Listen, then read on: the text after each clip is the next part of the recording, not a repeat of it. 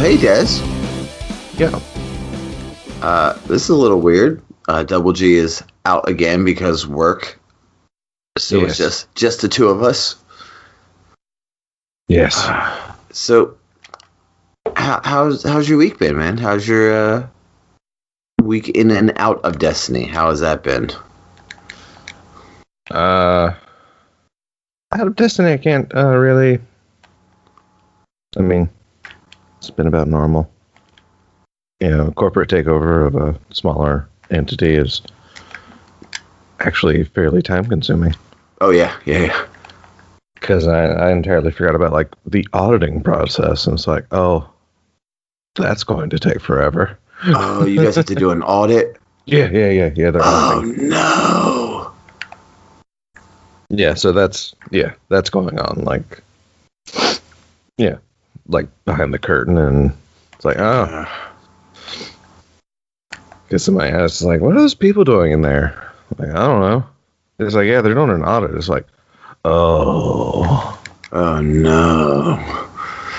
They're counting everything. Oh, the inventory was already done. It's just the past stuff, apparently. So, yeah, that's interesting. Yeah. Did they make you guys do the inventory? I know this is... I mean, I didn't personally. Oh, okay. I know this is riveting podcasting people, but for me, it's a nightmare. If they said, yo, you have to count the warehouse, I'd be like, But yeah, that's yeah,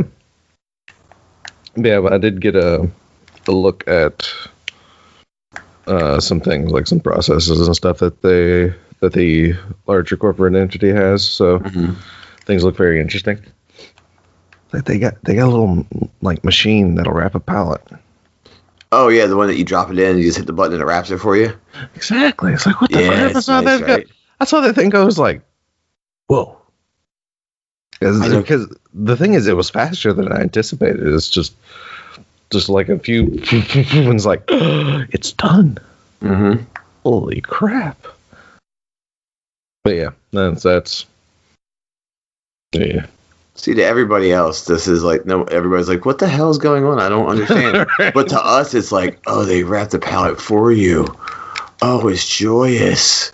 Oh, and we got new pallet jacks, man. I mean, not electric yet, but we actually got brand new pallet jacks, though. Do you realize at least the difference a brand new pallet jack would do when you're used to using hot garbage? Oh my God. I do indeed, sir. Oh my God. A new pallet jack will, even if it's just a pump one, will, oh my God, it's so much better. Yeah, because actually it's hilarious because they came in and our manager was like literally unwrapping them because they were freshening and I'm just like, oh. And then the manager joked around and was like, they're not for using. You just look at them. It's like, oh. I want to bet. Right? Oh, my sweet summer child. Yeah, I got a new. We have electric jacks, so you know. You know that, and I got on a new one that came in a couple days ago, and I'm like, I hopped on it and I hit the rabbit button, which means you go faster. People who aren't warehouse people. I hit that rabbit button. It was just, it pulled me so fast. I was like, ooh, like when you. I mean, I'm sure you've been on one before. Oh yeah. And I was just like, oh God, okay. It was an interesting, that thing kicked and I was like, oh, okay, yeah, we're ready to go. Yeah. And then, like I said, I was ready to go. But, fantastical. Yeah, enough of this week in warehousing. What about this week at Bungie, buddy? I know. Well, TWAB. It's actually, surprisingly, supremely light and mentions nothing about our current murder mystery. Yeah. Which I am slightly disappointed in. Not super, but I was kind of hoping they would mention something. You know what I was disappointed in? What? The fact that you could buy the engrams from the Cryptarch. Oh, I was I was not disappointed in that because I didn't know it was time gated at first. So yes, for all those that don't know, if you have 250 legendary shards, that part of the quest is done in like a minute. Yeah. About 47 seconds. So yeah. So I did that on my hunter and I was like, oh. Like read the next step and it's like, oh. So yeah. Just waiting on that to pop because I mean I don't know. I guess it was the expectation, but I thought it would be during this last week for festival, like For the entire whole thing. Yeah, the entire thing. Mm-hmm. But apparently not. I mean, maybe today it reset as of recording. That's Saturday. Maybe something can happen. Doubtful, but yeah. Yeah. I found it when like it popped and I was like, oh cool, okay, cool. This is neat. I like this. And then I was like, oh wait, hold on. I could just buy this. Like I had 250 legendary shards and I'm like, I'm good. Yeah. You know what I mean? Like it was just simple. Yeah. And I mean, sure, maybe the next couple steps are going to be a little bit more difficult. Let's all hope, huh? That it's a little bit more. Not, I don't want to say difficult. Difficult's not the right word. Involved, maybe would be a better word. Yeah. Well, I get the intention, but I don't. I mean, I don't know. You know? Yeah. Because I mean, it's totally. I mean, it's totally like basically up to you. I mean, you can do it like the quick and easy way, or not. Mm-hmm. I did because screw it. Yeah. Efficiency, baby, efficiency. Right? But yeah. So Yeah, I mean, and the fact that we all know it's going to bring back it's going to be the gift is the Thunderlord. I mean, that's what everyone hears and everybody sees. And the fact that it's a 3-week-long quest, it buttons right before Black Armory drops, where we get our heavy machine guns back. It just fits so perfectly well. I get it, sure. I feel excited about it. Like, yeah, I mean, Thunderlord is cool and all that. I mean, I would have wished it was one of the like bring back one of the year one, you know, because we were talking about what the unending deluge the other week, or zombie apocalypse, or one of the legacies. Yeah, that would have been all those are legendaries. Yeah, I know. That's and Thunderlord was one of the original exotic MGs. Yeah, but they could just have a legendary one as the.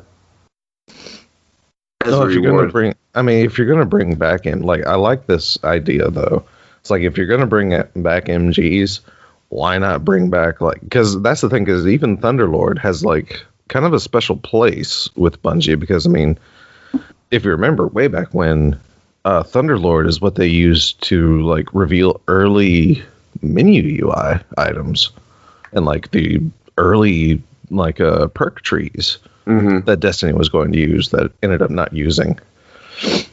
Also, FYI, hilariously, if you can track down that image of Thunderlord, some of the icons that they were going to use for perks are now Masterwork icons.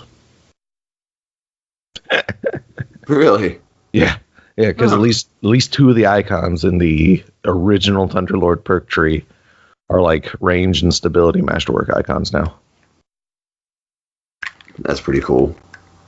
Reusing assets, I like that. I mean, yeah, that's the thing, because they were finally reusing those assets that they weren't going to. Mm-hmm. So I mean, it's good to see like at least things that they have worked on, you know, coming to light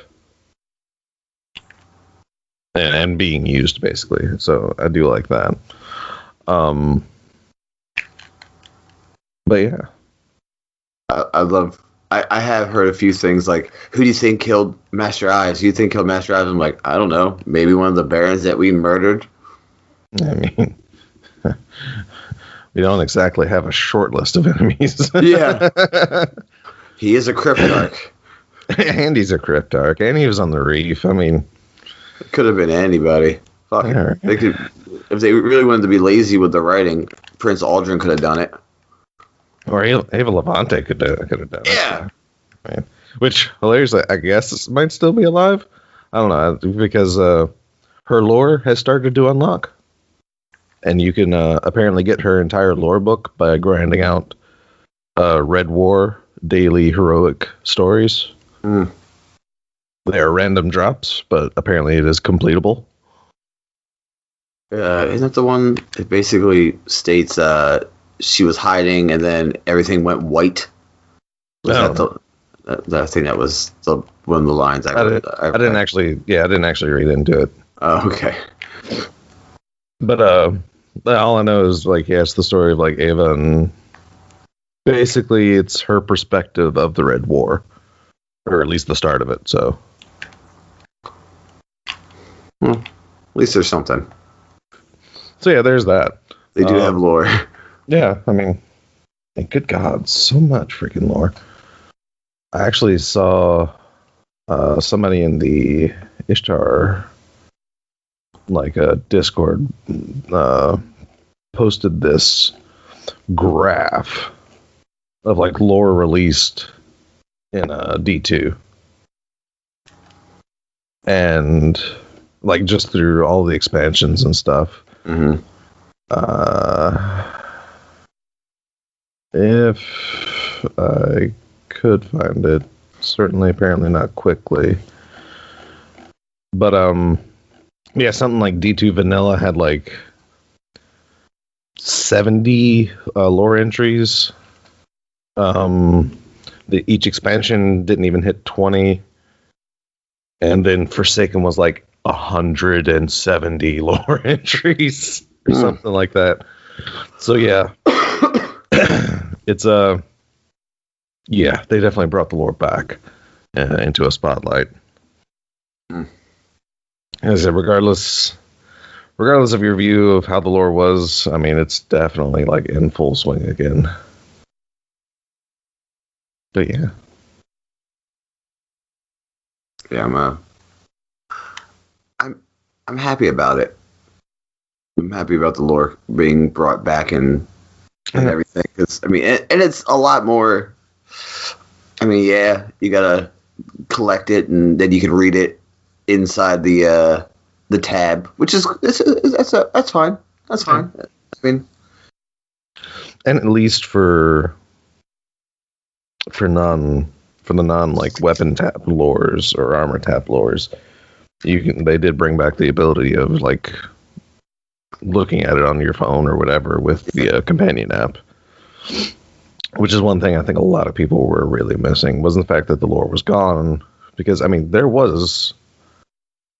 sure, not as much as now, but there was lore in D2 and there were some interesting things. It's just a lot of it wasn't the mysteries that the old Grimoire cards had, which were literally mysteries and legends, was a segment. So, but yeah,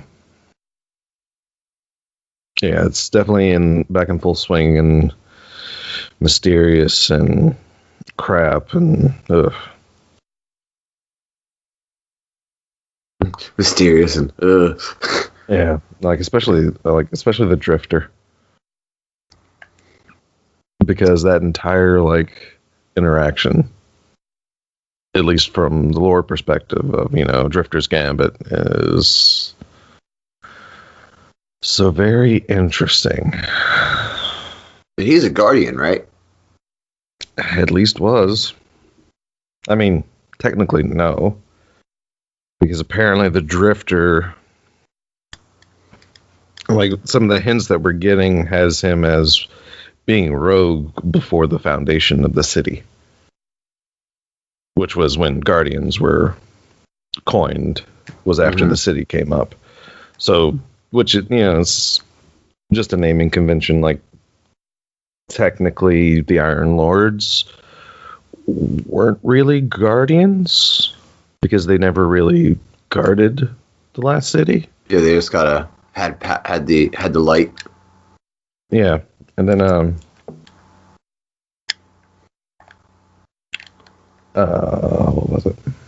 So maybe he was like a warlord. I don't know, but apparently, according to him, he had a bar during the Dark Ages. Huh. Because he mentioned how Efforty trashed his bar one time. Okay, I'm just gonna say this now. Please, someone make a Cheers ripoff, make a Cheers spoof with the Drifter as Ted Malone. and when Shax walks in, everybody can go Shax. Come on, it's there. Everybody can see it. I don't even need any credit. Just do it. Oh god, but yeah. But also, I guess I'll also go into my personal week in Destiny. Finally got a meatball that I could kill. Nice. Actually had 2 of them this week. One of which I didn't feel sad about, like our first encounter with a meatball. Oh yeah. Because the blueberries were okay. The other team, of course, was a little better. And when our meatball popped up, it was hilarious. Because I, of course, had that emotion, like the go phase kind of hit, and it's like, we need to start damaging this thing, like we're already behind. So I actually hopped over to invade to try and give some time, and I noticed they also had a meatball. Yeah, if it spawns for one side, it spawns for both. Not always. I thought that was that's always been the case for the 5 that I've seen. Not so. Like I said, I've seen cases of not, I think. Okay. But yeah, so it became like, a fight. A race. Yeah. So it's like, oh god, they have it. Mm-hmm. So I took out a couple of them, gave us some time, but we still lost. But then hilariously, as I was running Gambit on my Warlocks, like, oh, there's another one. Yeah, these guys have been good, so we just thrashed it and melted it and done. And it's like, yay. Got it. Yeah. That first step is a little ridiculous. Like the very first step is, I find, just a little ridiculous. Because it's 25 taken bosses and mini bosses in the Dreaming City. Oh my god. I just farmed the front of the well, the blind well. That's where I farmed. I did the Lost Sector in Rhea Sylvia. Okay, yeah, that'll work too. 20. Yeah, it's a long time. Times. Because I was able to do 2 heroic taken public events in the initial place where you fast travel in. Because I would fast travel back to that spot, and I learned effective sparrow pathing to get to the Lost Sector fast. So yeah. And then just last night, after our now second raid clear, so shout out to any foes people listening, nice. Because this is our second foes raid that we gotten through, and if I'm forgetting anyone, I'm sorry, but we had ended up being, of course, Gorilla, E-West, me,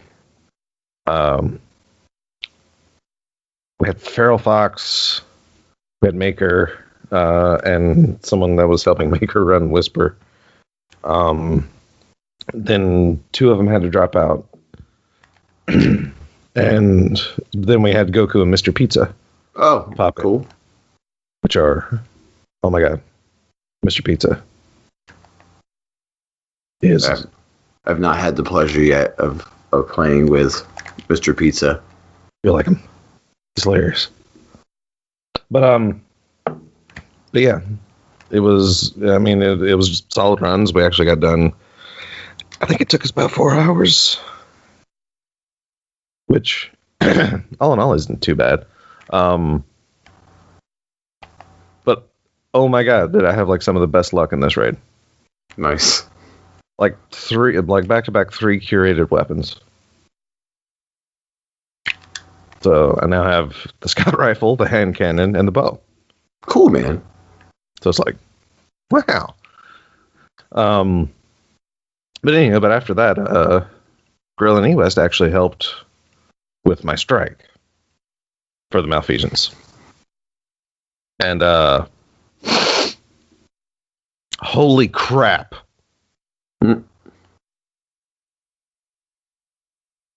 Yeah, that thing says 580. Yeah, right. Oh my god. This thing's a little difficult, isn't it? Well, the thing is, they use the Whisper of the Worm methodology in that strike. Meaning thick shields. Excuse me. Enemies fires super fast. Oh my god. It is absolute ridiculousness. It's chaos. Yes. But also at the same time, like, it was hard. It was rough. I did not super enjoy it. But at the same time, for something that's basically similar to Thorn, I would not have been happy if it wasn't. But because of its similarity to the Thorn, like, I'm still not 100% certain, like, on its connection. Mm-hmm. But I think it's a weapon made to at least emulate Thorn or try to be an evolution of it.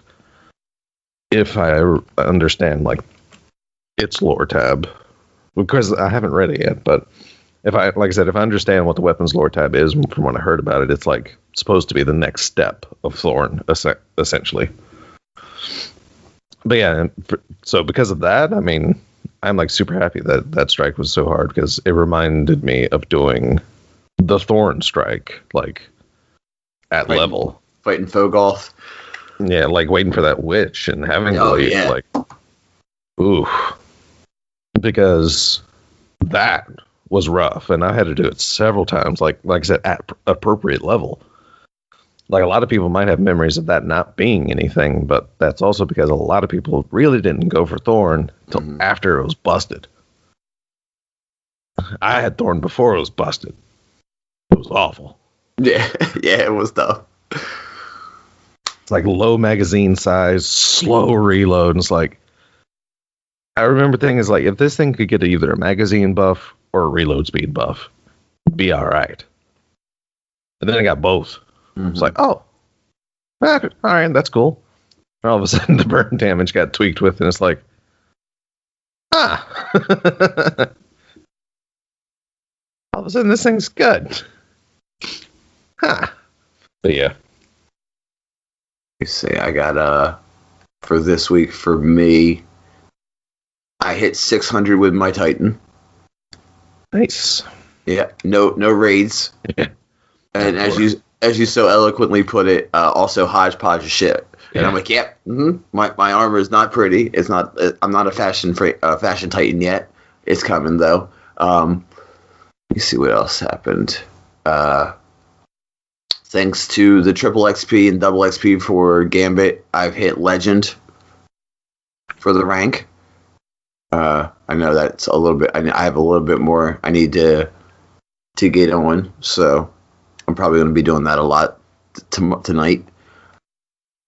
I got for my Warlock, the Controverse Hold exotics. Nice. Yeah. So basically, it's just it has a very weird intrinsic perk. The Chaotic Exchanger resists incoming damage while charging your grenade. Also, it gives you a random amount of grenade energy back, which is really fun because random. What else? I got my Chaperone. Finally. Yeah. And that just happened. I wasn't even like playing for it. I was just doing my 5 for the powerful engram on my Titan, and I was just stuck on hammers. And I'm like, I'll just play hammers. And then it popped, and I'm like, what the fuck was that? And then you had to, like, I think you had to kill 15 Gambit invaders was like the last step. I think so. And I was like, oh. And I don't know what happened, dude. I just went on like a 3 or 4 match tear, and I was invading, and I was just killing people. I think I clipped it that we were in the map we hate in Gambit, and they were all that I invaded, so they clumped together in that back little rock area. And I'm like, why would you do that? And I just popped my super and I jumped in the air and I spiked them with a hammer, and they all died, and like 3 died or 4 or 2 or 3 died, and I'm like, yes. So I'm like super close to that title, and I think that might be what I grind for now, is that title. And all I need is I think I need that title. I think I need the malfeasance. Yeah. I'm actually looking at it now. Yeah, I have 6 out of 11, so I need to kill 8 invaders while their super is active, which is dependent on them, which is probably going to be the one that holds me up. Reset my rank, which will happen this week. Deposit 38 or more. Well, you see, that's the thing, though. Also, is part of at least the Dredgen title is getting the ghost. I had fuck, and that's 3 resets. So while the Triumph only requires 2, the title does have the ghost with it, which requires 3. So yeah, you need a total of 3 resets. All right. Well, looks like I know what I'm playing tonight. Also, fun fact: I've seen the meatball a total of 5 times. Nice. And I've killed it 4 times. Nice. And I forgot that this week they changed it so it's not a guaranteed drop. And so when I killed, I was like, "What the fuck? Where's the stuff? Where's the ship?" Yeah, I got the Sparrow. I haven't gotten the Ghost. Well, no, the Ghost is for resets. Just the ship. Yeah. And I saw it drop. I'm like, you're on your way to Dredgen, my friend. Mm-hmm. And you're on your way to being hunted down by the man with the golden gun.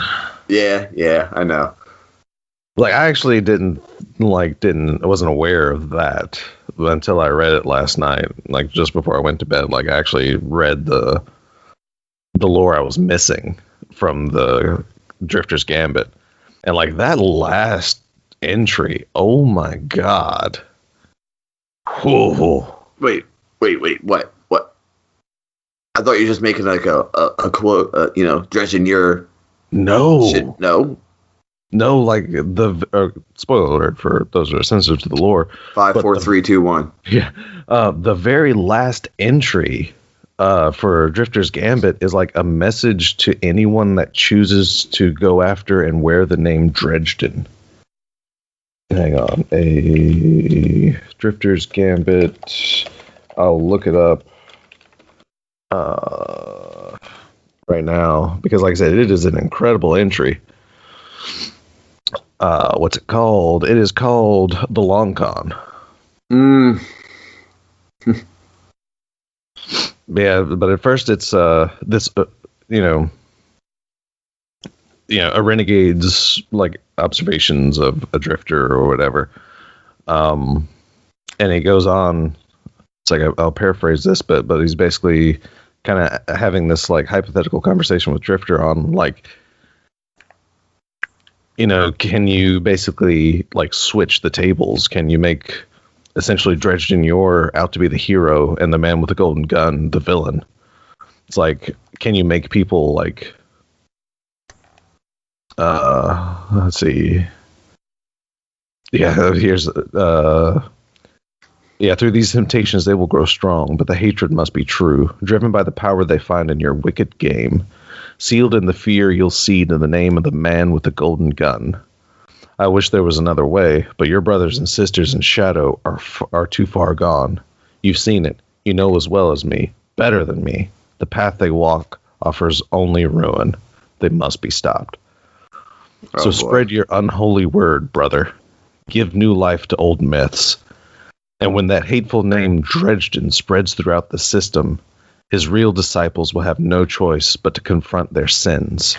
And you and me will be the ones hearing their confessions. Oh, one more thing. Let me know who has the gall to change their names. I might want to give them a word or two. Oh, no. A renegade's final words to a drifter before resuming the hunt. Yeah. No, that's not so something, cool. Yeah, that's not something that I thought people were making like making a lore thing about it, but no, that's like legitimate.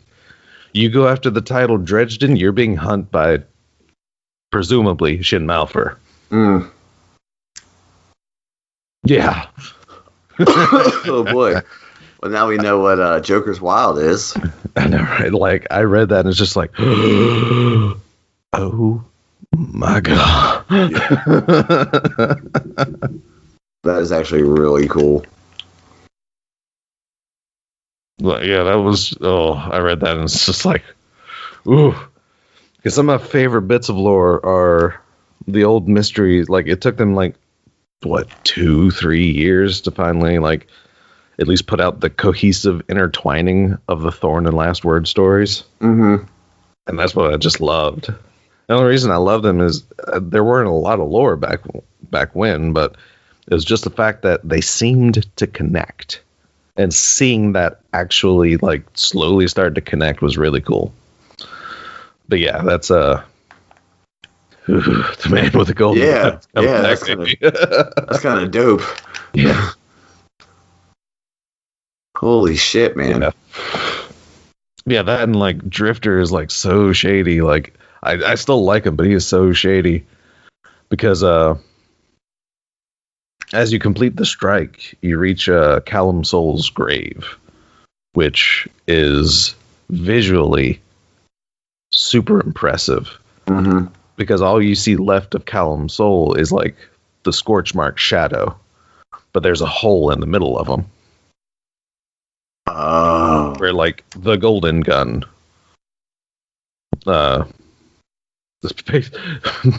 basically he got dredged in Yord. Yeah. And I heard at least 5 shots because at the end of the strike you actually hear the last conversation between the quote unquote unknown guardian and Callum. And but yeah, it's just 5 shots. Yeah, I heard at least 4 or 5 shots. But yeah, and then you go back to Drifter after the strike because you're supposed to like hunt down an associate or whatever, or something that an associate of his had. And like I said, you find out the man with the golden gun killed Callum, which was working with Drifter. And Drifter's like, you know, I can trust you, and then that's pretty cool. But if you cross me, well, let's just say Callum wasn't an accident. And it's like, you turned in your own guy. And then there's a lore entry that actually is from the Renegade's perspective. And yeah, Drifter totally like told him exactly how to kill his friend. Or at least where to find him. Yeah. I was like, wow, dude. It's like, oh my God, this entire thing is just like, Let's just say Callum wasn't an accident. Hey, you shady fuck. It's so like, especially the story of like, you know, the Renegade and the Drifter. So reminds me of like this Wild West story. Yeah. Like Thorn and Last Word, like the Thorn and Last Word cards. I mean, it's just such that whole like Western thing. It's very outlaw Josie Wales. Exactly, because I mean, Drifter is definitely like that black hat villain. It's like, you double crossed me. Well, let's just say what happened to my friend wasn't really an accident. I mean, what? Hold on a second. Exactly. No one signed up for this. Oh God, but yeah, it's great, and I love it, and I cannot wait for this story. I'm super glad that like the whole season of the Drifter and like Joker's Wild. Oh my God, I cannot wait for that to start pouring in. I've actually fallen like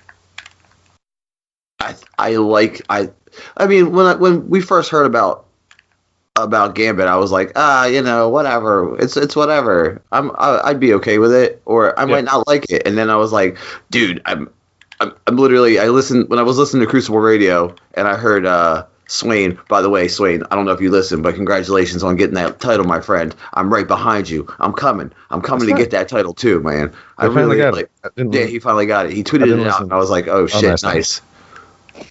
And, that's very nice, because I know he's been working a long time for that. And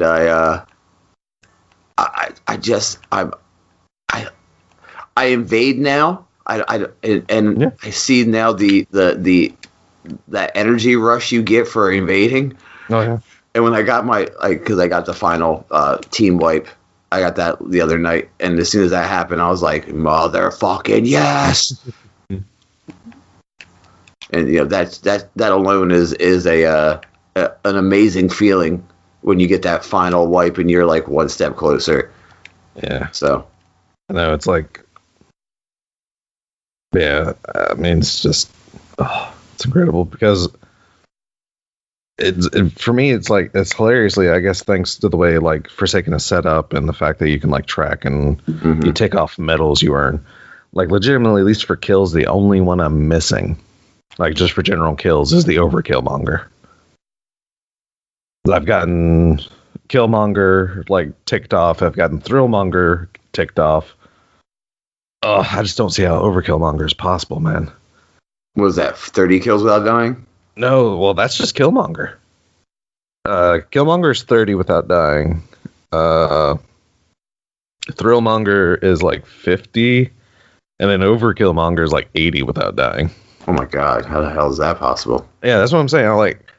I've gone pretty ham, and like the highest I usually get is like 60 to 70. I mean, sure, I just don't know. It's like, holy crap. But yeah, so I'm not going super hard for any title really, but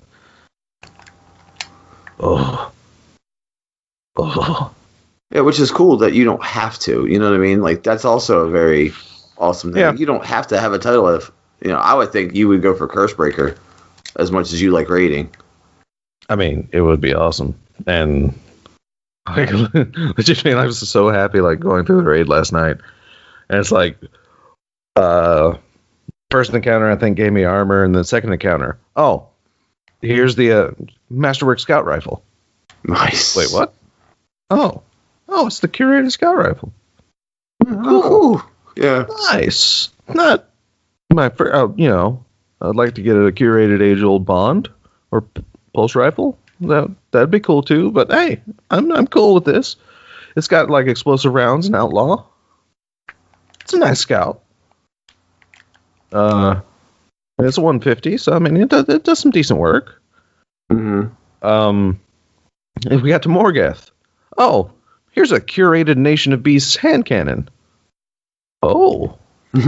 Well, thank you. Now that's more up my alley. Because we're talking, it's like because the curated is basically like Fatebringer 3.0. Outlaw Dragonfly is like, nice. And then the Vault Encounter. Here's a curated bow. Wait, what? Excuse me? Like, I was cool with 2, and now you're giving me 3 in a row. I didn't know I got armor for the rest. I didn't know it was my fucking birthday. I know, right? It's like, thanks. Like, legitimately, all I'm missing, at least weapon-wise, is the auto rifle and pulse rifle, because I have not even had those to drop yet. Oh, and the supremacy. Oh yeah. Which I cannot wait to have that back in my inventory, because I was one of few people that, well, maybe not so few people, but that had the original supremacy. I had it too. Yeah. So I mean, it'd be nice to have that, but I think other than that, I still need like a curated role that I'm willing to dismantle for the shader. Yeah. Because so far, like, depending on how it goes, and a lot of people might hate me, but it might be the bow. But maybe not. I mean, depends on how I like it. I'll probably keep it around still, but yeah, like I said, if I get a curated auto rifle, that's never getting dismantled. Screw everyone.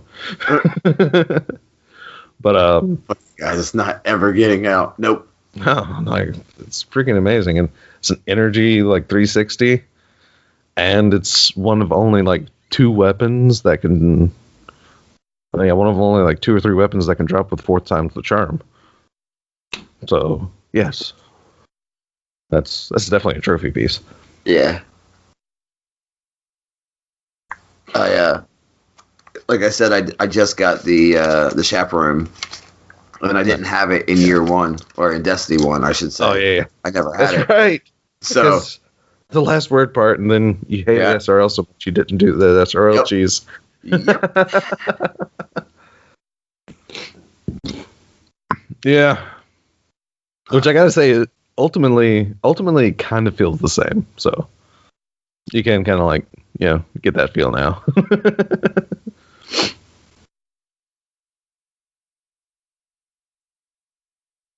Is very interesting. Let's put it that way. Oh, it is. Like, and oh my god, with Roadborne, like, oh my god, that thing has such nasty range.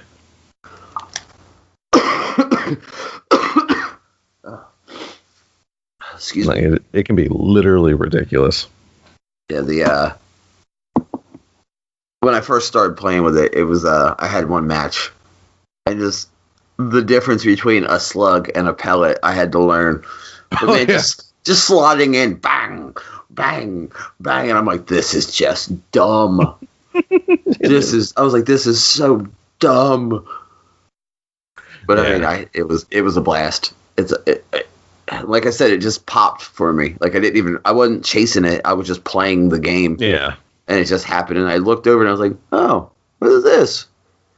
Oh, I need one more invader kill. Oh, I'll just invade this. Yeah, there it is. Yeah. Like hilariously, at least for a majority of the chaperone, if A, you use shotguns, and B, you like use weapons or abilities of varying elements while in the Crucible, you'll eventually unlock it. Like up to at least the invader part or the last part, like just naturally. That's what I did like about it, because I think there was a time I had even like kind of forgotten about it. Then I looked back on it, I was like, oh yeah, I'm at this part. Oh hey, I only need such and such kills. Oh cool. All right, let's do that.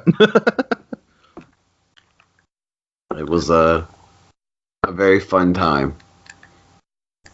It's a very fun gun, and I can see why Fun Police runs it with the bubble, because it's just like, literally, if you jump into the bubble, you're within effective one-hit quitter range, and I'm like, this is just so fun. Yeah, for sure. I mean, it's. Ugh. So now my goal now is to get my Warlock to 600. Yeah, 16. Way to go, Buster. 600, and then I will finish Warmind with my hunter and suck it up. But I already know the subquest I'm unlocking first.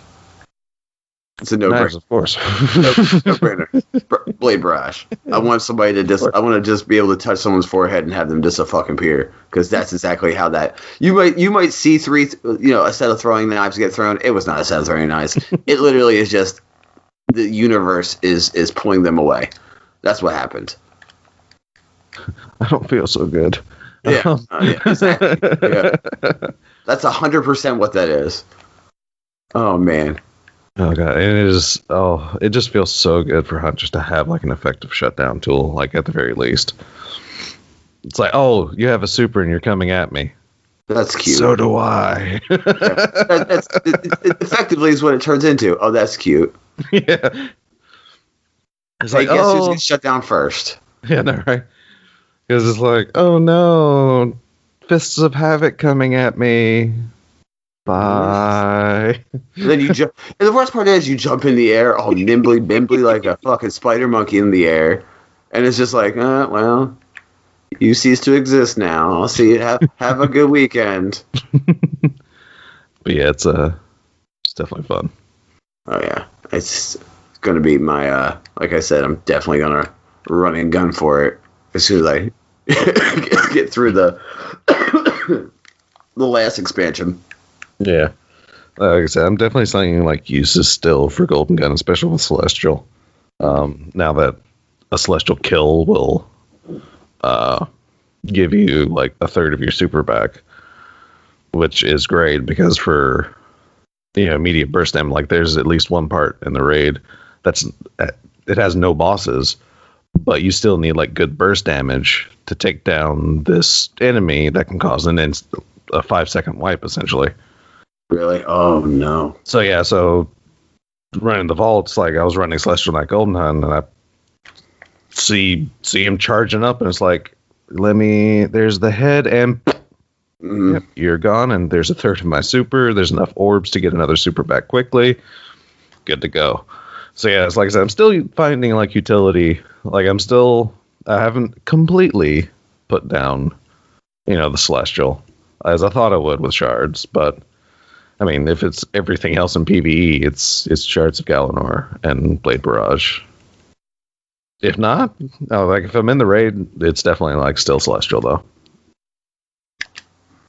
Yeah, I mean, why would you not use something that's that powerful? Because Exactly. the Celestial is, and you got the thing, right? The Victorian Nighthawk, is that what it's called? No, I don't have that, and I might not use that. I don't think I've gotten it to drop, and if I had, I don't really care because I'm still not sure on how that thing looks. I think it just looks weird. See, I like it because it's very Plague Doctor. It has those hints, but there's like it's almost like steampunkish in certain designs. Sure. Yeah. Okay. I can see that. Yeah. Considering like at least your classic, I guess, steampunk uses heavy Victorian influences in its like overall design, and that's kind of what it reminds me of basically. Because yeah, it's like Victorian, but it's also there's certain parts of it that just give me that like steampunk feel. Yeah, I can understand that, and that's aesthetic. That's an aesthetic choice for everybody. So yeah, that original. Like I even have a shader now. I think I've mentioned it. Oh god, what's it called? Oh, there it is. It's a bold statement because it's like black, silver, red, and blue is my colors. So it's like I'm actually put every armor piece that I'm keeping. I'm putting bold statement on. Every weapon is getting bold statement, and it's like bold statement. Have I seen that? I don't think I've seen that one. I might have. Sure. I don't. Whenever we play together again, you'll definitely see it. Where does it drop from? It's just a activity one. It's like, it's just one of the activity shaders. I'm not even 100% sure where it drops from. Mm-hmm. I think it's one of those just anywhere ones. Okay. So it's not like a specific. No, in fact, I've gotten like the first time I saw it, it was off of a 10 paces. So. Okay, yeah, then I definitely probably saw it then. Yeah, but yeah, that's when I saw it. I was like, this thing is very red and blue.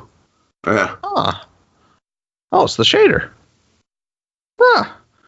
So yeah, so like I said, it ended up I'm getting every weapon I'm loving, as long as it's not a curated role because they have special shaders. But yeah. Bold statement. Let's see if I've seen it. And also, don't forget, if you have made a reset, just for anyone in general, you can buy, because after your first reset, you get a mysterious key or whatever to get the mysterious package. You can rebuy that package for like some legendary shards and like 10 enhancement cores, which you'll want to do. Because the second one that you get only drops at like 500. But primarily you want to do that just so you can dismantle. Because it's a trust, obviously. But, I mean, as long as you want to keep the trust. Anyway, I mean, dismantle it so that way you can get the shader. Because those are also tied to the Dresden title. Oh. By the way, yeah, I do have the bold statement, and yes, it is very blue and silver. Holy crap! Oh yeah, it's like on most armor pieces, you only really see the blue and the silver, and maybe the blacks. But on weapons, it like the red and blues show up, like just oh god. So yeah, so it's basically my shader because, like I said, it's my favorite colors are red and blue, with like purple being a third. But yeah, it's just right up my alley. Yeah, I miss Midas. I'm not gonna lie. To be a golden, I'm gonna be a golden god. There's some. Oh yeah, it was basically, I think it's the Prestige Leviathan shader. That's kind of gives that gold yellowish look primarily. Okay. So yeah. And I mean, the good news on that is you don't actually have to run an entire raid. You just need because I think it even drops from like the Castellum because it replaces the shader drop basically. But yeah, that shader, like I said, gives that kind of primary goldish yellow look on armor, most armor. Yeah, I know there's one that I know there's like a Vex. I think it might be one from the Vex that gives a gold that makes your weapon gold. So yeah, and the Midnight Talons has a gold in there, but I think it's such like it's like a tertiary or even fourth color that it doesn't really. It's primarily the blacks on Midnight Talons that show up on armor. Yeah, if you want a black armor, just roll monochromatic. Oh yeah, for sure. But yeah. So yeah, I'm like super excited on like this entire like drifter thing, and obviously grinding out more freaking Gambit to get Malfeasance. Mm-hmm. Especially considering apparently how strong Malfeasance is now in dealing with invaders. I've read that and here's the thing, because an invader has an overshield, so they have more health, and apparently Malfeasance can 3-tap invaders.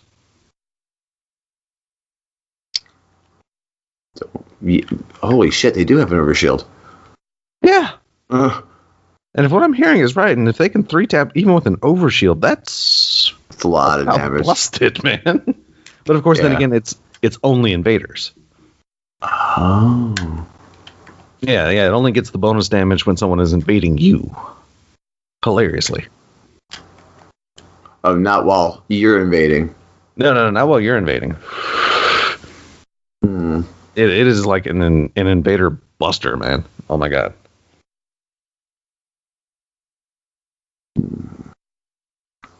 Yeah, it's interesting. Yeah, it's very interesting.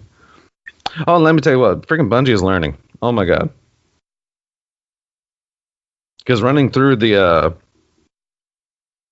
Malfeasance strike, I ended up hilariously like following the final boss, off a ledge into the abyss. And he got knocked off, fell down. I was actually pegging him in the head with my shotgun as we were falling. I die, and he just pops right back up to the middle. And it's like, mother. I was like, I had that like little ray of hope. But no, it's like, fine. I mean, it's cool. Bungie's learning their lesson finally. No more Atheons. I get it. It's such a bummer. And apparently I've heard that you can even knock, like the ogre in the raid, you can actually knock off the ledge. Like apparently you can tractor cannon him off or something. But he doesn't die either. So, like I said, apparently Bungie's finally learning the Atheon lesson. Hey, people like to push our shit off of ledges to get easy wins. Maybe we should just have them not fall off of ledges. Let's have them not die from that. Yeah. Just put a bungee cord on their legs. Basically. Yeah. Oh my god. Oh god. Oh yeah. Also, there is some vital information in the TWAB. One section of vital information. Other than them announcing the winners of the Festival of Lost Halloween costume, which, oh my god, these winners are hilarious and great. Like, you have someone in Callus's Shadow Realm wearing a Callus mask, doing the Callus emote while facing the giant Callus head, which, I mean, is great. And then you have, as dubbed in the tweet, the perfect Crucible team. A team of all Titans wearing Shaxx masks. So it's a full team of Shaxx. How about that for a Crucible nightmare? 6 freaking shacks. But yeah, it's like I said, a lot of really cool and innovative winners and such. Very nice. But anyhow, one thing that they discuss is the new Masterwork armor and how it basically works. Because if you've gotten armor, you've noticed that there's an element. I mean, of course, if you've got an armor, what am I saying? Oh my god. Anyway, if you've noticed though, they have like each piece can have like a different elemental affinity attached to its masterwork process. And it definitely states that by increasing the masterwork, you definitely get more elemental damage resistance. But there's a caveat to that in the fact that you only get the elemental damage resistance in PvE. Okay. So you can get up to, like, each individual piece of armor can give you up to 5% of an elemental damage resistance. But again, that part is only in PvE.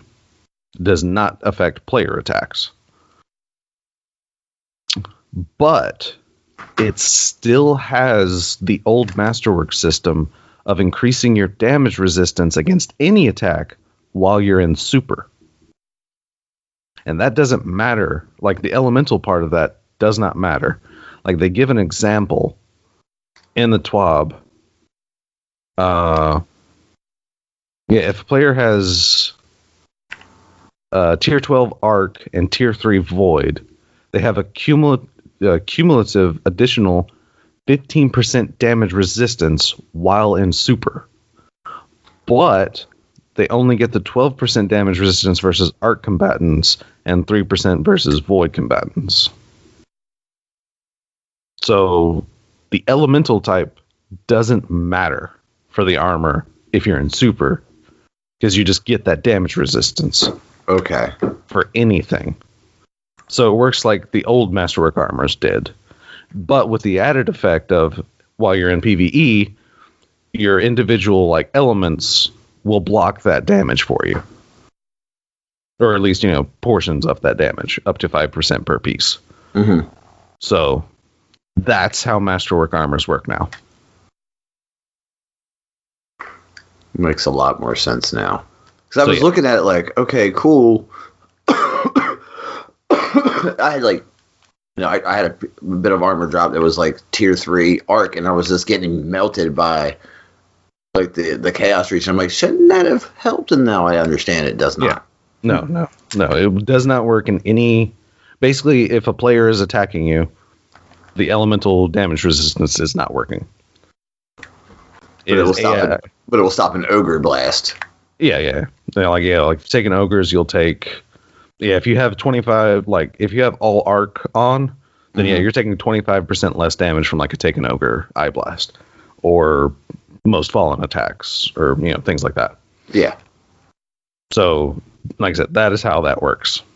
Which I'm really glad, because I wasn't fully aware that the in super damage resistance was still there. So now I have to Masterwork armor. Which is sad, because I only have like 30 cores now. Yeah. And I'm sad about it. Yeah, now I'm kind of sad. Yeah, that means I need to start grant. Oh my god, that's right. The patch hit. Oh my god. You just do spider bounties. Patch. Oh my god.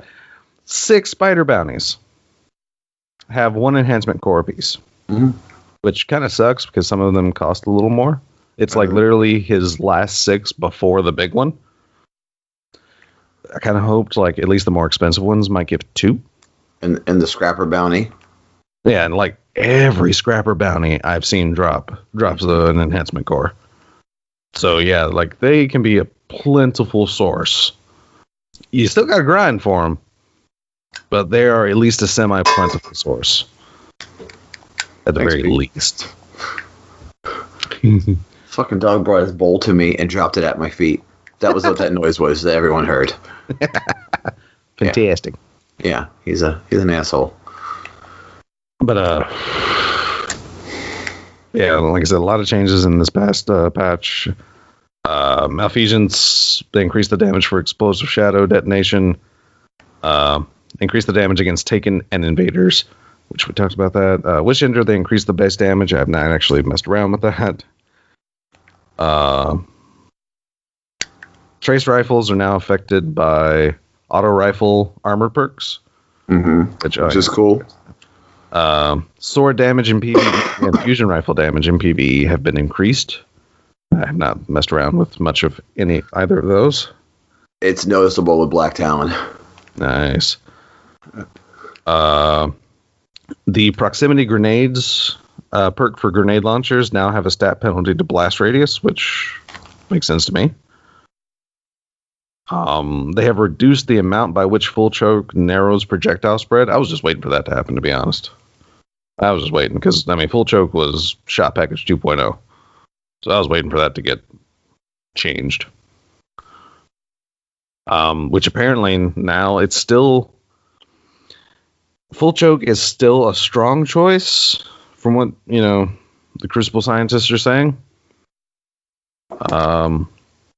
It's just not the absolute best choice. Now you kind of, it puts kind of a more reliance on getting a range masterwork on a shotgun. But yeah, it's not, full choke just isn't the dumb choice on a shotgun. Rangefinder and Accurize now have a place basically. So if you get in that rangefinder, smoothbore, there we go. Things like smoothbore or just range increases are now a little more useful. So it's not a garbage shotgun if you don't have full choke. And they changed dynamo and distribution perks. So you need to be near an enemy, at least one enemy, to gain the benefit of either dynamo or distribution, which dynamo is the one where you use your class ability to gain super, and distribution gives you everything while you use a class ability. Oh, so you just can't farm it, basically. Yeah, exactly. Now. You can't just use your class ability and, there's some super and everything else. It's basically... especially Dynamo has been retweaked to, Hunters don't get as much super as Warlocks. But that makes sense because Hunters can use their class ability way faster than a Warlock. So, it makes sense. And it's, scaled, kind of properly now. Yeah. Which, actually, they mentioned they fixed an issue where Dynamo's effect was not scaling based on the player's class type. The distribution perk had this, but it was unintentionally left out of Dynamo. Which again, so Hunters kind of get the short end of the stick for those, but that's because, again, our class ability is drastically quicker than everyone else's. You guys can fucking hop, skip, and jump all the time. Yeah. Oh, yeah. And Buster would be happy about this one. They have increased visibility through a Titan's banner shield for allies. Thank you. My God. Nothing's more frustrating than running banner shield and all right, shoot through, guys. Guys. Why is nobody shooting through? Shooting through. So, yeah. They've also apparently fixed an issue with White Nail, which would occasionally activate before the player achieves the required number of precision hits. I've ran across that a few times. Really? It's a little weird because I get used to counting to 3. Whenever I see numbers all right, 1, 2, 3, click. 1, 2, 3, click. Everyone's going to be 1, 2, click. Wait, what? Excuse me? Where's the 3? Yeah, no, right? It's that's okay. If you say so, Bungie. Which I definitely had with this last raid attempt, I definitely had some if you say so Bungie moments. So using sleeper on some enemies with very tiny heads. It's I don't think that was a headshot, but whatever you say, Bungie. Right. I'll take it. Give me a free headshot, I'll definitely. So apparently they fixed Thuros. I don't know. You can see through it now? Yeah, you can see through it again now. And they fixed an issue where Polaris Lance's the perfect 5th perk was not triggering. So that's apparently back. Here's a couple things that I've definitely noticed, which they fixed an issue where Vex Cyclopses weren't attacking players. Okay. That was an issue, which, I mean, if you did the mass quest, you definitely saw that issue because those Cyclopses would not attack you. That's pretty rad. Yeah. So yeah, that was not like a story thing or anything. It was just they apparently had a programming like crisis. They wanted to attack you. They really did. Trust me. They wanted to, but they just can't pull the trigger. Yeah. Oh yeah, and they fixed an issue where Hive Knights and Taken Vandals were not using special abilities. Which I actually noticed this because I didn't notice this before in Gambit.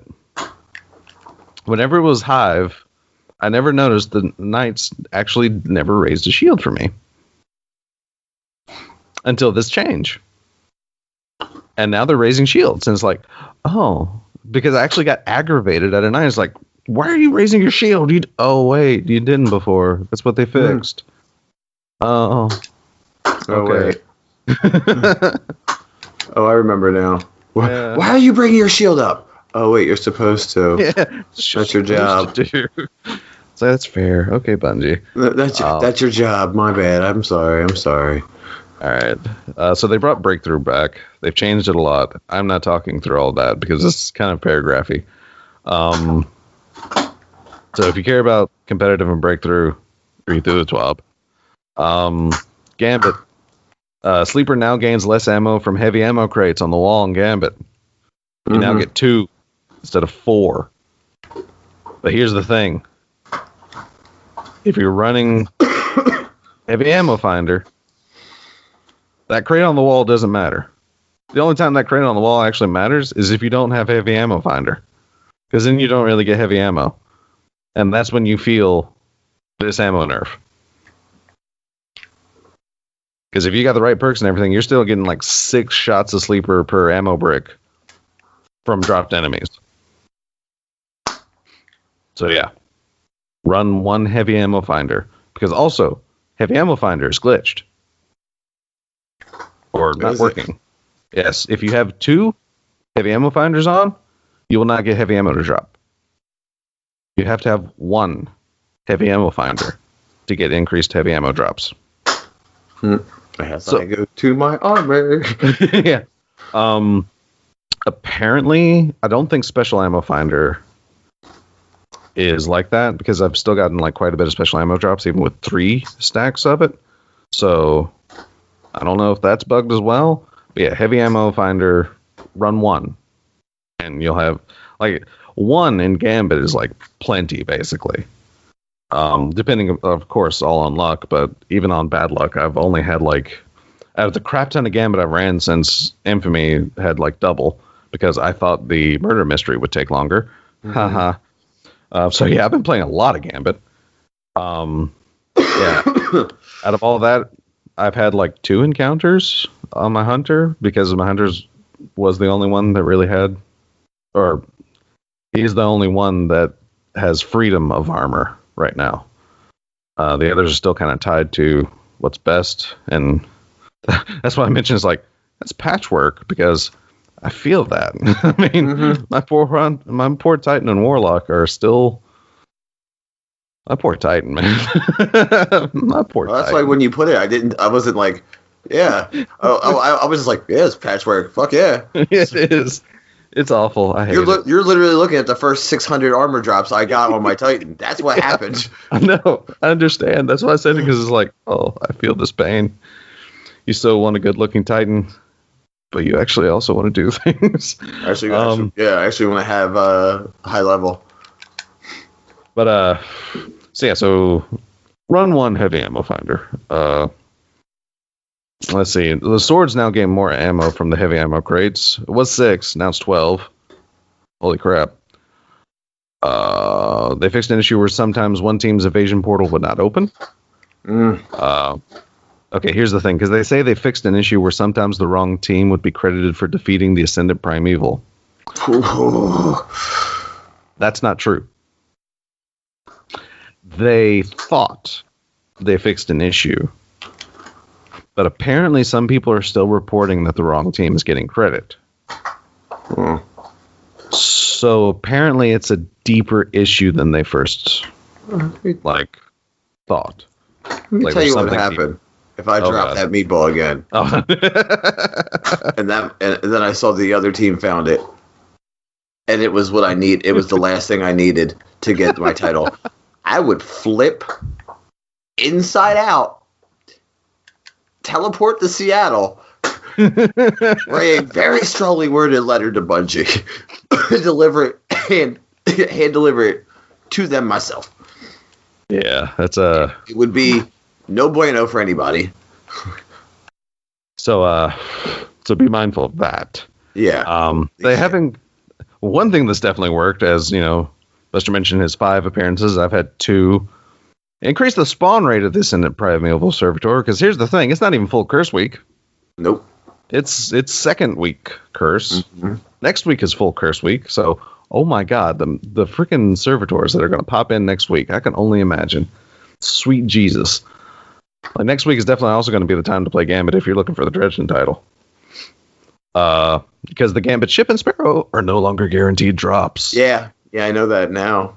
Yeah. Super excited about me getting that last, because I got the ship, and I was like, yeah, give me that. I got the Sparrow, not the ship. And I'm like, yeah, give it to me. Num, num, num, num. What happened? Like, that's exactly how it worked, too. What happened? So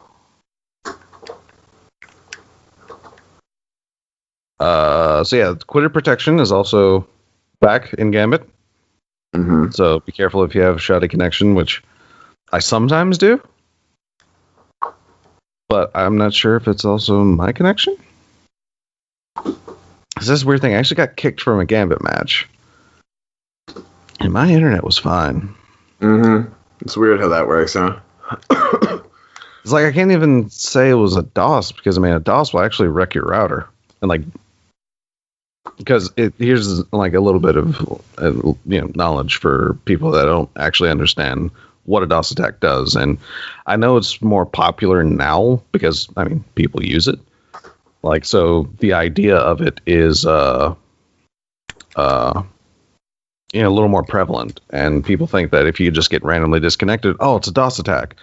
It might not be, because literally a DOS attack will, like, briefly disconnect every, like, on your router, like if they're Wi-Fi'd, which may or may not include your console, but every device connected to the Wi-Fi will briefly disconnect. It literally plays hell with your connection. Yeah. Which, of course, it's also like, you also need to, like, if that happens, you need to restart your router, because that leaves you very vulnerable. But yeah, occasionally I'll just get things in like Destiny where it's like, oh, you're kicked, baboon, your connection's bad. My connection's fine. Yeah, I'm wired in, dude. Yeah, I'm wired. I'm not port forwarded, but I'm wired. Okay. I mean, all right. So I got a warning, because out of all the times I played Gambit, got kicked out once, and it's like, oh no, don't lock me out from Gambit, not this week, please, please. But they have also increased the suspension time to 30 minutes, so be careful, please, be careful. Oh crap! Then they fixed an issue where players could play the Strike the Corrupted with a 6-player fire team. So it's a good thing I didn't try that. Anywho, exotic duplicate waiting we've mentioned before, and they have removed quest exotic weapons from the exotic engram loot pool. So no more Warline Zero, Ace of Spades, Wish Ender, 1,000 Voices, Malfeasance, Lord of Wolves, or the Chaperone. Enhancement cores, we spoke about those. Oh yeah. Banshee now accepts up to 25 gunsmith materials at a time. Thank you. So nice to hit that button 4 times instead of 10. Yeah, 10's a little gnarly. Oh god, it's awful. Also, remove the hold time for Spider's material exchange interactions. Thank you. You just tap away, my friends. Just freaking... If you've got a turbo controller, use it, because oh my god. Increase the stack size of ghost fragments from 10 to 20. Nice. Reduce shader dismantle time from 1 second to 0.25 seconds. Whew. Yo, that thing is so quick. It's like, My god. Yeah. Fixed an issue where the Secret Victories emblem was using the wrong tracker description. I forget that issue. They say it in the next bullet point. It now correctly displays as Ascendant Chests Looted. Which explains why, because I think that's the one that says like Ascendant Challenges completed. Mm-hmm. But it's not actually tracking Ascendant Challenges. It's tracking how many Ascendant chests you have looted, which makes more sense, because I've completed all of the Ascendant Challenges, but I have only looted one Ascendant chest, so I'm kind of waiting for a clear light week 1 curse to get that triumph for all the Ascendant chests. So yeah, let's see. Oh yeah, the requirements for the Queen's Bounty Purification Ritual have been clarified now, and now the list the target as Abyssal Champions instead of Sword-Bearing Knights. So yeah, if you get one where you have to kill knights, it's the Alakul lookalikes that chase you in the Ascendant Realm. Not just any sword-bearing knight. In fact, they don't even bear swords. They have axes. They just kind of charge you, don't they? Oh, they use their axes. Let's see. Raid challenge bounties now rotate. Nice. Nightfall unique rewards will drop more consistently. The longer player go without a unique drop, the higher the chance of a unique night. Now give me Tree of Probabilities. Hey, where were you when I needed you? Where were you? I mean, this strike. Yeah. Also, this is like legitimately. This is one reason why, like the last time DFA, like the Tree of Probabilities came up. This is one reason I didn't actually run it, because I did not want my heart broken. I waited for this. So the next time it comes up, that and the I think it's Strange Terrain. Okay. That has the rocket launcher. The rocket launcher. Because that's also why I'm not going hardcore for the Wayfarer title. Because, well, much like if you follow Shackle Shotgun on Twitter, much like her, I'm waiting on that strike to get that rocket launcher, because that is the only rocket launcher you need to get the Wayfarer title. That's the only Nightfall unique reward that you need to get the Wayfarer title. Is the Braytech rocket launcher. And I'm thinking that, yeah, that's Strange Terrain, because the Thousand Voices strike gives you the transmat effect. So if you want a Worm God transmat effect, grind out Zol whenever he's there. Because transmat effect. Yay. But anyway, your chance to receive a Nightfall unique reward does reset once you get any Nightfall unique reward. There's that note. Oh, yeah. And on PC, the text chat auto fade can now be triggered on or off. Instead of just being on, apparently. Oh, yeah. Well, I kind of got to say that now. Yeah. Because thanks to the graciousness of Blizzard and / Bungie, until the 16th, I think. Yeah. Or 18th. You can get D2 Vanilla for free on Battle.net. For free, baby. So even if you don't have a gaming PC, maybe, I mean, sign up at Battle.net and at least get that. Because, I mean, that's a pretty significant, like, amount off, really. Yeah. Sort of. So, I mean it's the base game for free, right? Yeah, that too. I mean, because I actually downloaded Battle.net just to like claim, and I even downloaded it on this PC. Do I think this PC, my laptop, can run it? No, I don't. It's awful. But it's on this laptop, so that way, I can like try and boot it up and at least like log in once to it. So that way I can like get credit for having it there. It's fucking funny. Do I think I can do I think my PC can run it? No. It's awful. So yeah. Funny. So I mean, like I said, I highly recommend at least doing that. If you have a Battle.net, then you're already good to go. If you have ever played Hearthstone, then you have a Battle.net, because that's actually how I have my Battle.net. I played Hearthstone mobile, and even on mobile, you need to set up a Battle.net to like do the full thing. For real? Yeah. Oh my god. Because that's the thing. Because I think Hearthstone is cross-played. Like, if you're playing on mobile or not, you're actually just playing against everyone that actually plays Hearthstone, regardless of where they are. Which makes sense because, I mean, it's not really graphically involved and everything's the same. So, I mean, makes sense. But yeah. So, like I said, I do have a Battle.net or a Battle.net. Yeah, so I'm actually same as my PSN. I am a Des Raven number 1961. So Adam. I mean, you can. I really don't care. I'm probably not going to play PC. You're probably never going to see me there, but Yeah. I have one. I got it. Sure. Out of my 2 emails that I used, I got it on the second try.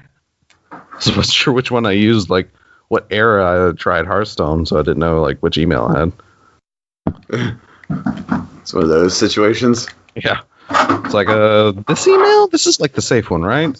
Of course, I like Blizzard and the fact it's like, oh, there is no Battle.net information for this. Would you like to register? It's like, nope, that's the wrong one. Let's try this email. Your password is incorrect. Would you like to reset it? Yes. Yes, I would.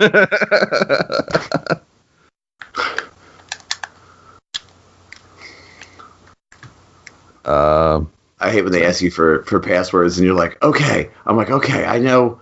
I have several passwords that I use. What could it be? All right. Could either be this one or nope. This one? Nope. Did I capitalize this letter? Did I use these numbers? Yeah. But yeah, that's Megard.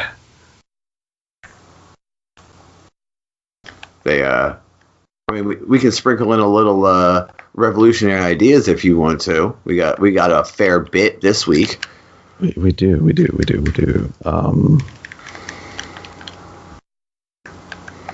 Yeah. My topic can come a little later. So, no, go ahead. Go ahead, buddy. I have one thing that kind of crossed my mind because also hilariously, like this raid attempt didn't take us like an hour to do the because we ended up actually successfully we're completing our last raid for the foes raid. It did not take us like an hour to get Riven to cooperate for the rocket launcher strategy.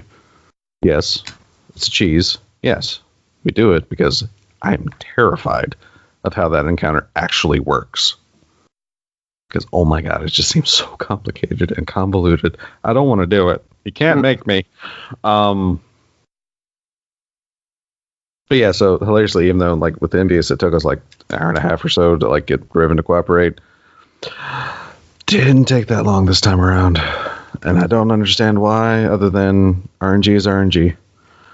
Yeah. But I mean, me and Gorilla and EOS were all we were prepared for the long haul to get Riven to cooperate because it's like, oh my god, it's going to take forever.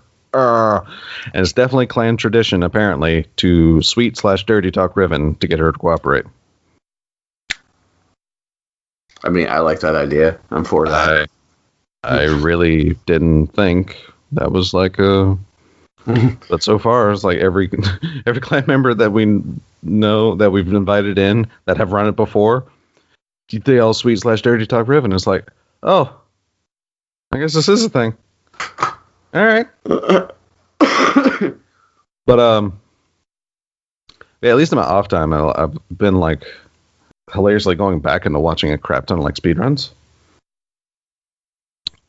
Which of course, I mean, it basically stems from the Games Done Quick charity marathons, which are amazing pieces of work. Because I mean, hilariously, I actually like going through the old archives of Games Done Quick. I saw Broman and T-Rex featured on one of them speedrunning Borderlands 2. Wow. It was a 4-player speedrun. So, yeah, I mean, if anyone doubted, Destiny actually didn't make Broman. That's for sure. No. No, I mean, for anyone that was like, it actually explains why Guardian Con and at least its charity involvements are so successful, because I mean, Broman's worked apparently he's like volunteered for Games Done Quick as like, you know, like the back end of things. He's done the speed runs for them. I mean, it makes a lot of sense, really. I mean, he was quite successful in that community, and it like legitimately puts the risk that he mentioned before of like even going to Destiny like a very real thing, because I mean, he was a speedrunner. And if you're a niche thing on Twitch, good luck doing something new. That's like when Grand Theft Auto 5 came out, and then a lot of streamers were like, you know, streaming the online component. Well, if they suddenly didn't stream that online, they went from like maybe 100 viewers to 10. And it was ridiculous. So yeah, that was actually a real risk that I actually ran with that. But also hilariously, one thing like a current, at least thing in the community is like Destiny does actually remind me of the speedrunning community to a degree, because right now you have two different types of speedruns. You have RTA runs, which is from the Japanese version real-time attack runs, which is how they refer to, well, real-time speedruns is real-time attack, RTAs. And then you have the TAS speedrunners, which are tool-assisted speedruns. And these are the people that actually go in, they use emulators, and what they do is they basically program a script to run a game in frame perfect and like pixel perfect ways. Like they can actually manipulate RNG on such a scale. It's like, so it's just the perfect run. Exactly. It is like the fastest run you can do. Because one of the first examples I saw of a task, which they were explaining what a task was, is they used the original Mega Man as a component. Because in order to do a task, you have to have a faithful way to run an emulator and use like frame advancing and things like that. But he was using like the boss selection. Like in the original Mega Man, there was a quote unquote random like amount of like points that a boss was worth when you killed him. But if they actually show you, it's like, okay, so if I hit start on this frame, all right, so that's 8,000 points. Let me move up one frame, then hit the input for start. All right, that's 7,000 points. Let me move up like, let's say 4 frames, 5,000 points. And it's like the frame that you push the button on is actually changing things. And so, yeah, it's like very hilarious to see. And now, like real-time runners and task runners will find like these little tricks in the memory that real-time runners may or may not actually be able to use to improve their runs. Like sometimes it's task only because, well, you have to react like, I think a few Metroid tricks is like, oh, this is like 6 frame perfect inputs in a row. Good luck with that. But yeah, so I mean, there's certain things that are only able to be used basically by a robot, as described, but at the same time, like I said, the task can work with real times to say it's like, okay, this route is actually faster because of this, or if you could do this, you're saving so many seconds. And why that reminds me of is basically because of the third party people in Destiny.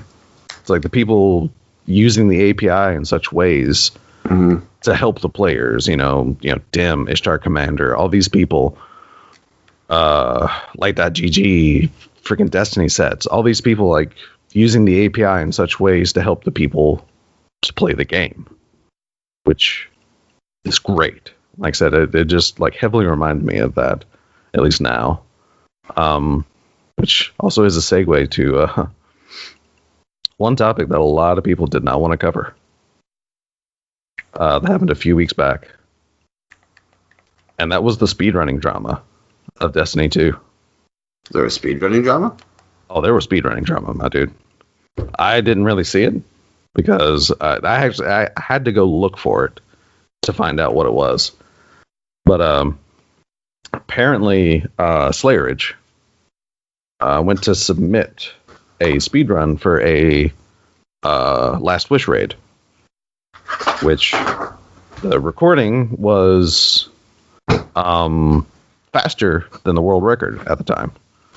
Because I think they used speedrunners.com or something like that, one of those sites. But yeah, there's but apparently someone or he or something was using like Titan skating, and even though he had looked up the rules for the speedrun, he wasn't like actually in the like Destiny speedrunning community, basically. So I don't know, because here's where the drama happens: is he submitted the speedrun, he followed the rules at least as they were written on the site. He submitted the speedrun, and then the speedrun was basically denied, and they changed the rules to state no Titan skating. What's a movement? Which, I mean, apparently it was, even though it wasn't on the site, it was a rule that was discussed at least in this Discord that they used, which is why I know, because apparently no other run attempts or runs on the site had people Titan skating, because A, it was basically a tool-assisted thing and wouldn't be allowed, and B, it basically made an even playing field for PC and console, or at least the possibility. Because if you accept Titan skating, all of a sudden you need PC runs and then console runs, like for sure. Which, like I said, I definitely see the point of like I said, the fact that the official rules didn't say it. And of course, I understand like Slayerage, feeling a way about the rules seemingly changing to target him. But also, I see it from the other perspective in the fact that it's, and speedrunning is a very community thing right now. Like people, depending upon the person, will share like information and things on like how to do things faster and this, that, and the other. But yeah, so like I said, that's an entire drama, and I guess I also see a kind of not really a fault with Slayerage. I'm not going to say fault directly, but he did at least go to the site. He did check out the rules, but he never because he even mentioned himself, he was basically like an outsider, like not in their community, looking like to make a run. And that's the thing. He never actually got into their community. He never actually apparently spoke to the people involved in D2 speedrunning or Last Wish speedrunning to get the ins and outs. He just did the thing on a whim, which, like I said, could have been handled from Clan Redeem side. Yes, it could have been handled better. But also at the same time, I don't think entirely proper things were done.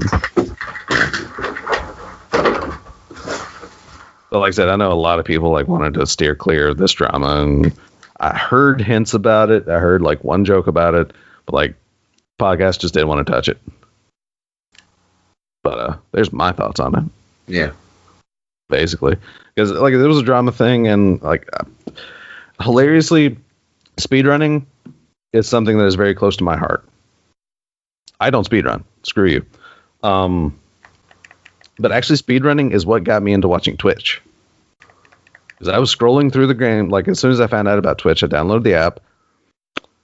I started scrolling through the games people were broadcasting, and I noticed someone was streaming Mega Man, like classic, and I'm like, why? What are you doing? Uh-huh. And I'm watching this dude speedrun and break the holy hell out of Mega Man, and I'm just like, oh. This is a thing? Yo, this dude, what took me like 2 months as a kid, this dude is doing in 30 minutes. Are you kidding me? Dude, when I watched that one dude beat Rogue Galaxy in like I think he beat it in like 10 hours or 8 hours. And I'm like, that took me months. That took me and my friend months to beat. Like, not even one, like several. Mm-hmm. Yeah. And we traded the game off. And remember when you used to trade the memory cards? Remember that? Yeah. When I could just pull my memory card out, come to your house and be like, hey, dude, what are we doing? Oh, cool, we're playing this game. Oh, here's my save. Let's play my save. Remember that? Yeah, it's ridiculous to watch something you like just utterly demolished, really. Yeah, just smashed. Like, found out in ways that which also, like I said, makes just a lot of sense. Because, again, like some of the most prolific figures, with Broman and Gothalion, they were speedrunners. It makes sense why so many, because I haven't heard of so many people like breaking maps in games, like people have done throughout the entirety of Destiny's history. But I think this is why. I think they, like a lot of the speedrunning community that are used to absolutely destroying games, came into, and it's like, oh, hey, can we wiggle our way through this? Mm-hmm. I mean, because these are people, I watched people playing Super Mario Brothers 3. Do you know there's areas that if you there's certain corners that if you jump and crouch, that you can walk through a wall in that game? Really? Yeah. There's just several sections, it's like a jump crouch, and you just walk right into and through a wall. Several places. Did not know that. Watch I think it might be a warpless run. But yeah, any warpless run of Super Mario Brothers 3. And it's just ridiculousness. The clips and stuff that people can use, man, it is ridiculous. Like I said, seeing people absolutely demolish games. Like I said, and these are people playing the entirety of Super Mario Brothers 3. They're not using warp whistles or anything. They're just playing the game in 40 minutes to an hour. Oh my god! And it's like, wait, what? And that's not. Oh, good God, Lord help you if you're looking for a warp run. Ha! And there's legitimately also to the degree that speedrunners can destroy a game, tassing, the task runs. Yeah. There is a task run of Mega Man 1 where literally it's a minute long or something like that. Because they found a certain attack, with a certain amount of enemies on screen, a certain attack, and very specific controller inputs can literally basically corrupt the memory and call up the credits of the game as if you beat it. Wow. In a minute. And it's that's just wrong. Yeah. That's just wrong. But yeah, that's so right it's wrong. Yeah. I love speedrunning, watching people just demolish games. And like I said, Final Fantasy 6, seeing that playthrough in 6 hours, you kidding me? Start to finish, 6 hours. Final Fantasy 7, 8, and it's seriously? And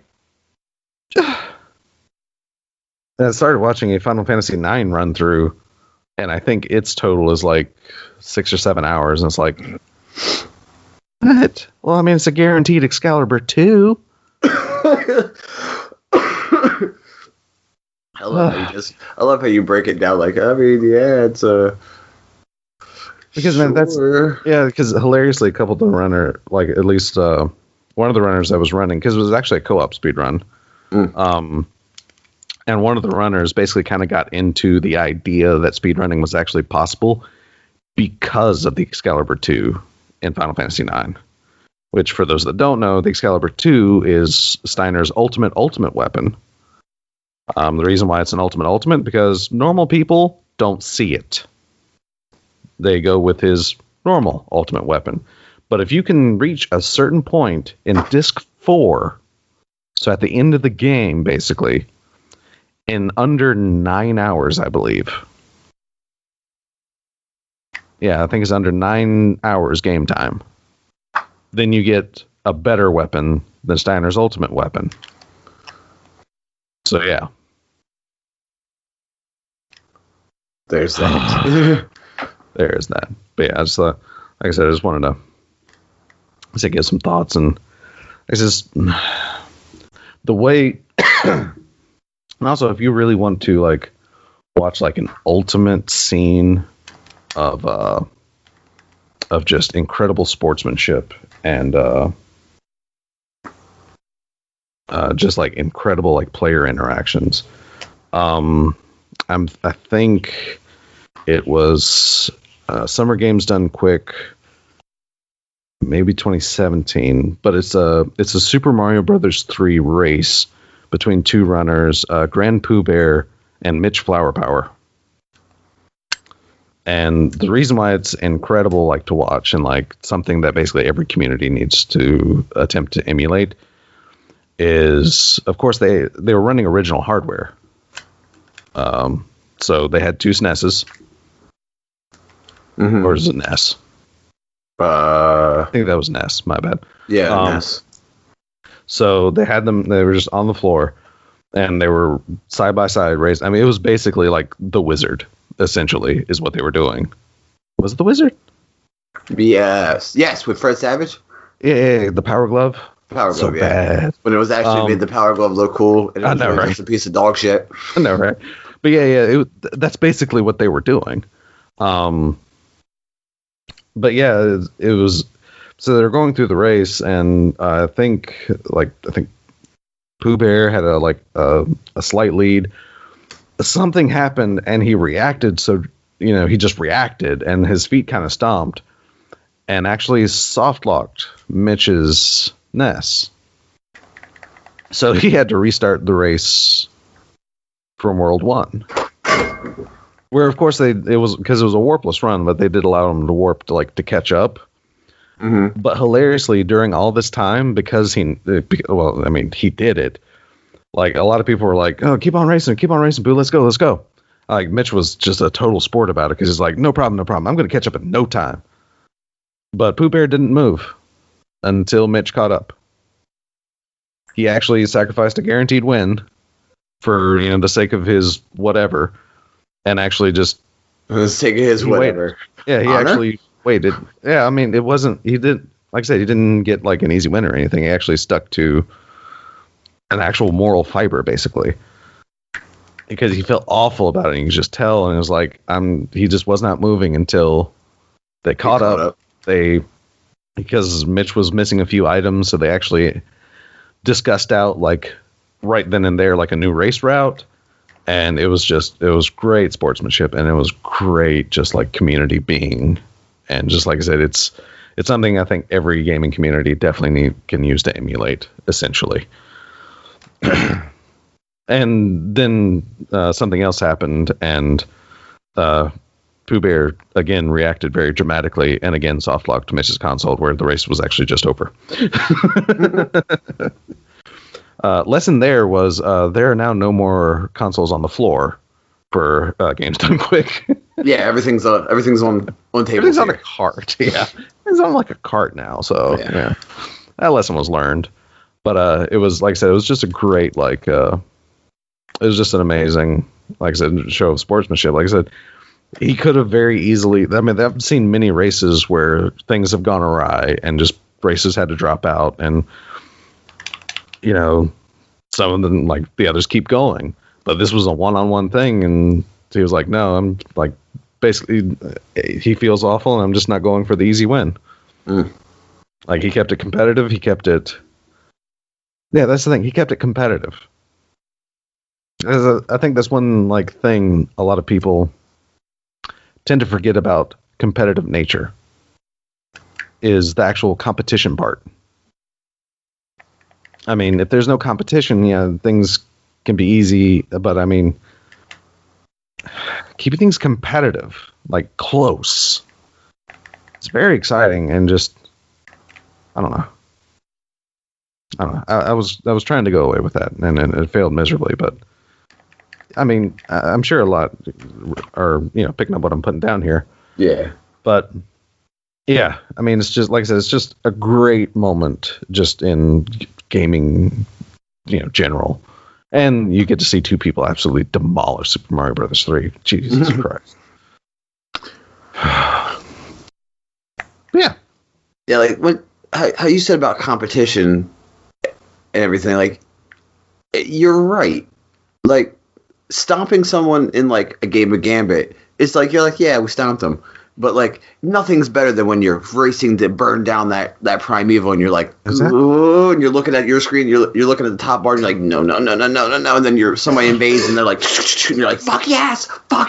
Exactly. It's like a lot of people in Crucibles like to say, it's like, oh, but I don't want to sweat all the time. Really? Because win or lose, that's when I have fun. Yeah.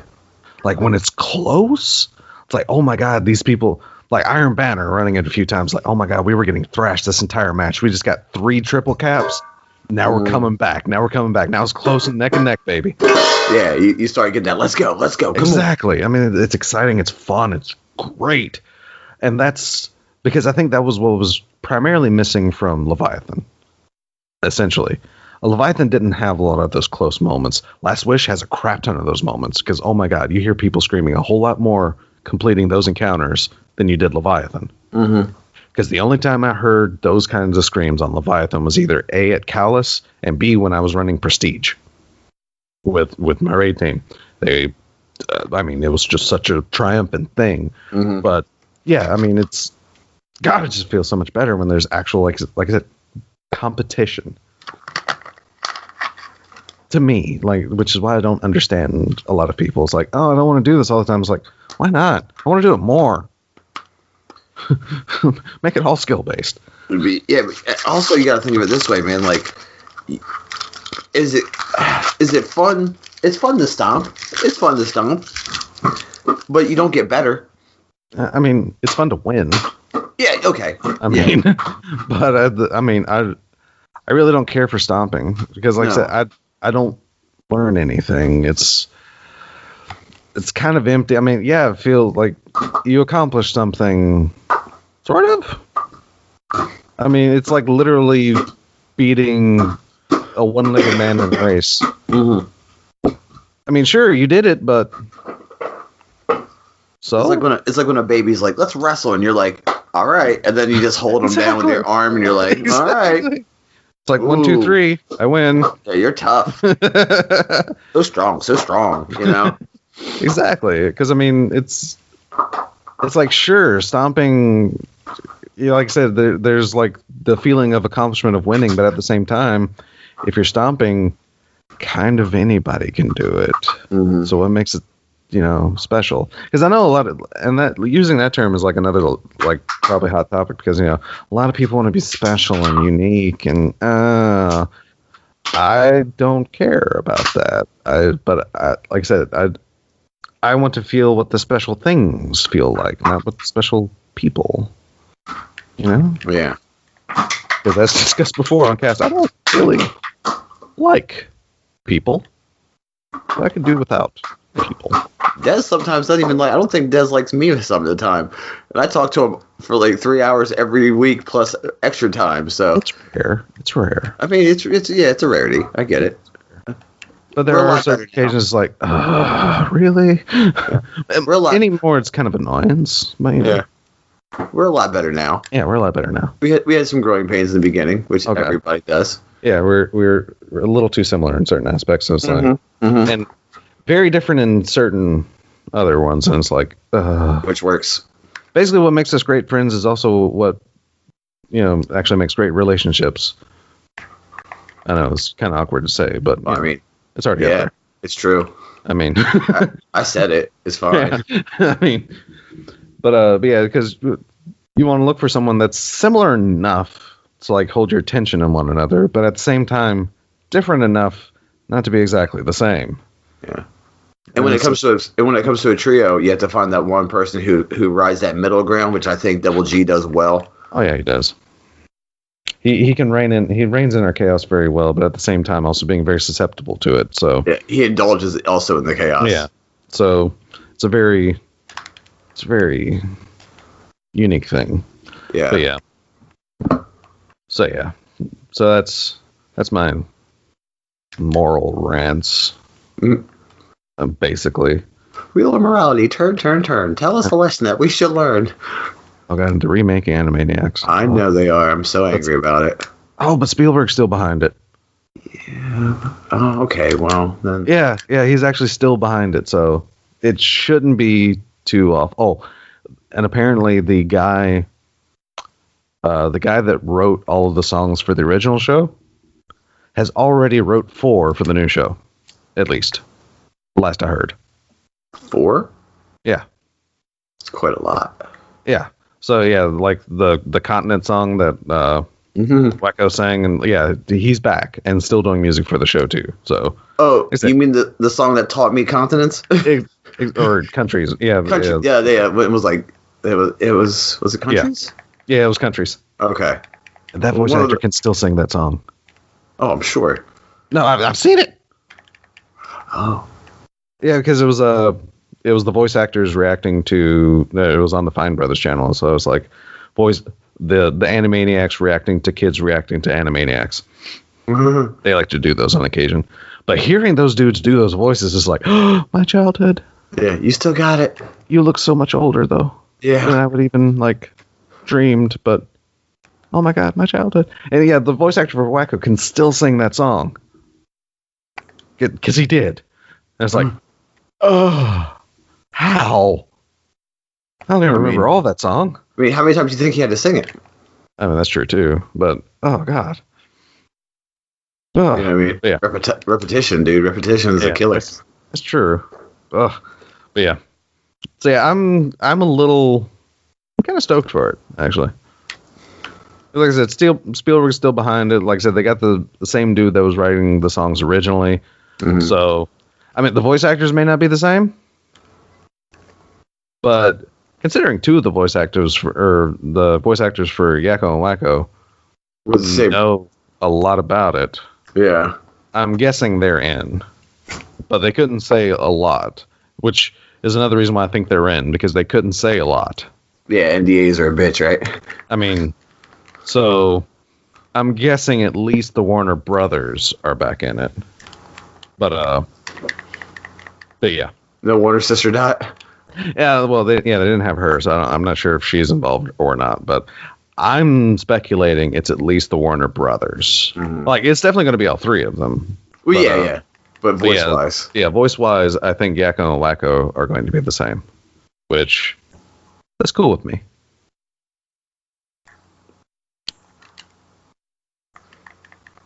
Oh, and hilariously, the voice actors did confirm, basically, that old Animaniacs did have adult humor in it. Oh, yeah. Intentionally. Oh. Yeah, it was deliberate adult humor, so that way the kids had something to laugh at, but the adults also had something that they could engage with, like watching it with their kids. So It was actually, even though it was a little risque, it was actually deliberate. So the entire family could actually watch it and have fun watching it. Which also makes it an interesting, like for shows like that, it makes it very interesting when you go back and watch them. Mm-hmm. Because you laugh at certain parts as a kid. And then you catch it as an adult. Yeah, you watch it a little older, and then you're like, oh, I see what you did there now. So yeah, that's like Shrek. Yeah. Shrek has. Oh, no. Yeah. But yeah, so they actually did confirm that as a thing. So yes, there were risky adult humor jokes in Animaniacs intentionally. Oh god! All right, so that out of the way. Revolutionary ideas. Arisen Phoenix has a question. What's the type of food you hate? For example, sour, sweet, sour, spicy, etc., etc., etc. Dude, I weigh 260 pounds. There's not a lot of food I hate. That's fair. But legitimately I used to not like spicy foods because I couldn't take spice. Mm-hmm. But magically, in the past, year and a half, I love spicy food now. Like, are we talking like hot ones burn your face off hot, or are we talking like just a little bit of spice, like hot wings? I'm going to give you, because I haven't tried a lot of spicy foods yet. But what does my wife get? I think it's the Frank's hot sauce. Oh yeah, love it. Yeah. I can casually eat Taco Bell's hot sauce, mm-hmm. And not really be affected, because I moved up from mild and went straight to hot, and hot's actually casual for me. And if I want a little bit of spice, I actually use fire. Still don't touch the black packet though. I still don't touch that. No. But so yeah, it's kind of like casual, like hot wings, hot sauces, stuff like that. Like spicy tuna rolls, stuff like that. Yeah, stuff like that. I'm really enjoying now. Because in fact, just last night my wife made burgers, and she had this Monterey Jack cheese, this jalapeno Monterey Jack cheese. Like pepper jack. Yeah. Ooh. And it was, oh my god, it was so good. And that's the thing that I'm really enjoying as well. It's not just the spice itself, but the taste of the pepper spices, Mm-hmm. like the jalapeno spices and Tabasco and stuff like that. I'm really enjoying that pepper flavor as well. Yeah, so, actually, it's funny because I'm gonna answer the exact same thing. It's spicy. I was I used to not ever eat anything spicy ever. Spicy just wasn't my thing. Yeah. And now it's I can do, like you said, the Frank's hot sauce, sriracha. Yeah. I can do all that. I can do spicy tuna rolls, and obviously there's the stuff that no one should ever eat, like ghost peppers or the moringa scorpions or something like that. Exactly. But I like the taste now, and you're right. The spicier it is, there's a fruitiness to it almost. Yeah. So I mean, I'm still I'm learning my limits. Actually, hilariously, me and the wife, we keep putting it off. But I'm actually very excited to try Popeye's chicken now. Because the first time I tried some of their food, it was too spicy for me a few years back. I couldn't really enjoy it. But now that I enjoy spice, I'm going to see what all the fuss is about with Popeye's chicken. Popeye's chicken is delicious. I mean, when it comes to fast food fried chicken, I'm a Church's guy. I don't know if you have those. I really love Church's. Yeah, near us, yeah. There's one near me. Okay. But yeah, that and their biscuits are amazing. Dude, tough to bit.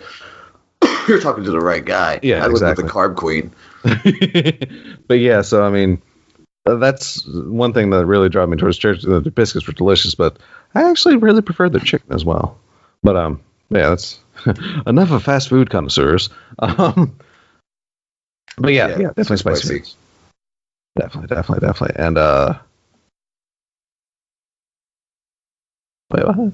Oh, yeah, some rumor about the N64 Classic, because they did a SNES and NES Classic. Why not a N64? I'm actually legitimately not going to be surprised about this, because again, they already did SNES and NES. So, I mean, I'm sure they're probably going to do an N64 makes sense. I don't know how they would do a GameCube, because I mean, those are still kind of playable, all things considering, I think, because it's disc based. So I don't know. And that was from GorillaGolf. And to follow up with that, what were your top 3 N64 games for good old GorillaGolf? That would be Perfect Dark, Smash Brothers, and GoldenEye. Here's the thing.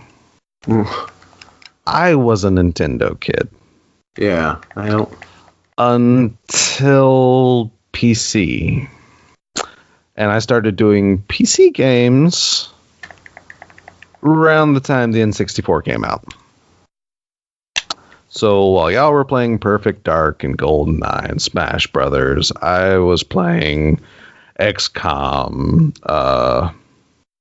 Shadow Warrior, Duke Nukem 3D, and Command and Conquer, StarCraft, Diablo.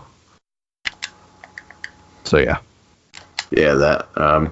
I actually don't remember a lot of games for N64. I know. I enjoyed like going over to people's houses. I did super enjoy like Mario Kart 64. I did super enjoy that.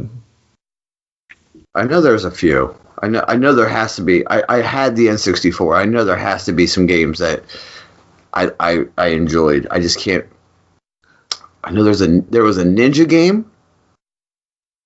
I know that. I remember that there was some sort of like a ninja RPG game. Was it Mario RPG? Was that on? No, that wasn't actually on 64. I think the first Paper Mario may have been. Okay, hold on. I'll just... Paper Mario. Here we go. The first. Okay, this is the first. It was for the N64. Yeah, I enjoyed that. Excuse me. I enjoyed. I mean, I was like you. I had the very. I was a Nintendo kid. That was back in 2001. Holy crap! Yeah. Yeah. I mean, come on. My first console was indeed a Nintendo. My parents bought me a Nintendo, I think, from a newspaper ad. So this dude came over to our house, like selling the console with 2 games. And it was a choice of like 3 games. It was like the Mario Brothers and Duck Hunt combo cartridge, which of course he would throw in a light gun if I wanted that. Oh, hell yeah. Gauntlet. And I think the third choice might have been Metroid. Okay, here are mine. Ocarina of Time, Pokemon Stadium, and okay, hold on. Indeed, they did have StarCraft. So StarCraft. But yeah, what I say? I think the third choice though was Metroid. I think. I don't know. It was some.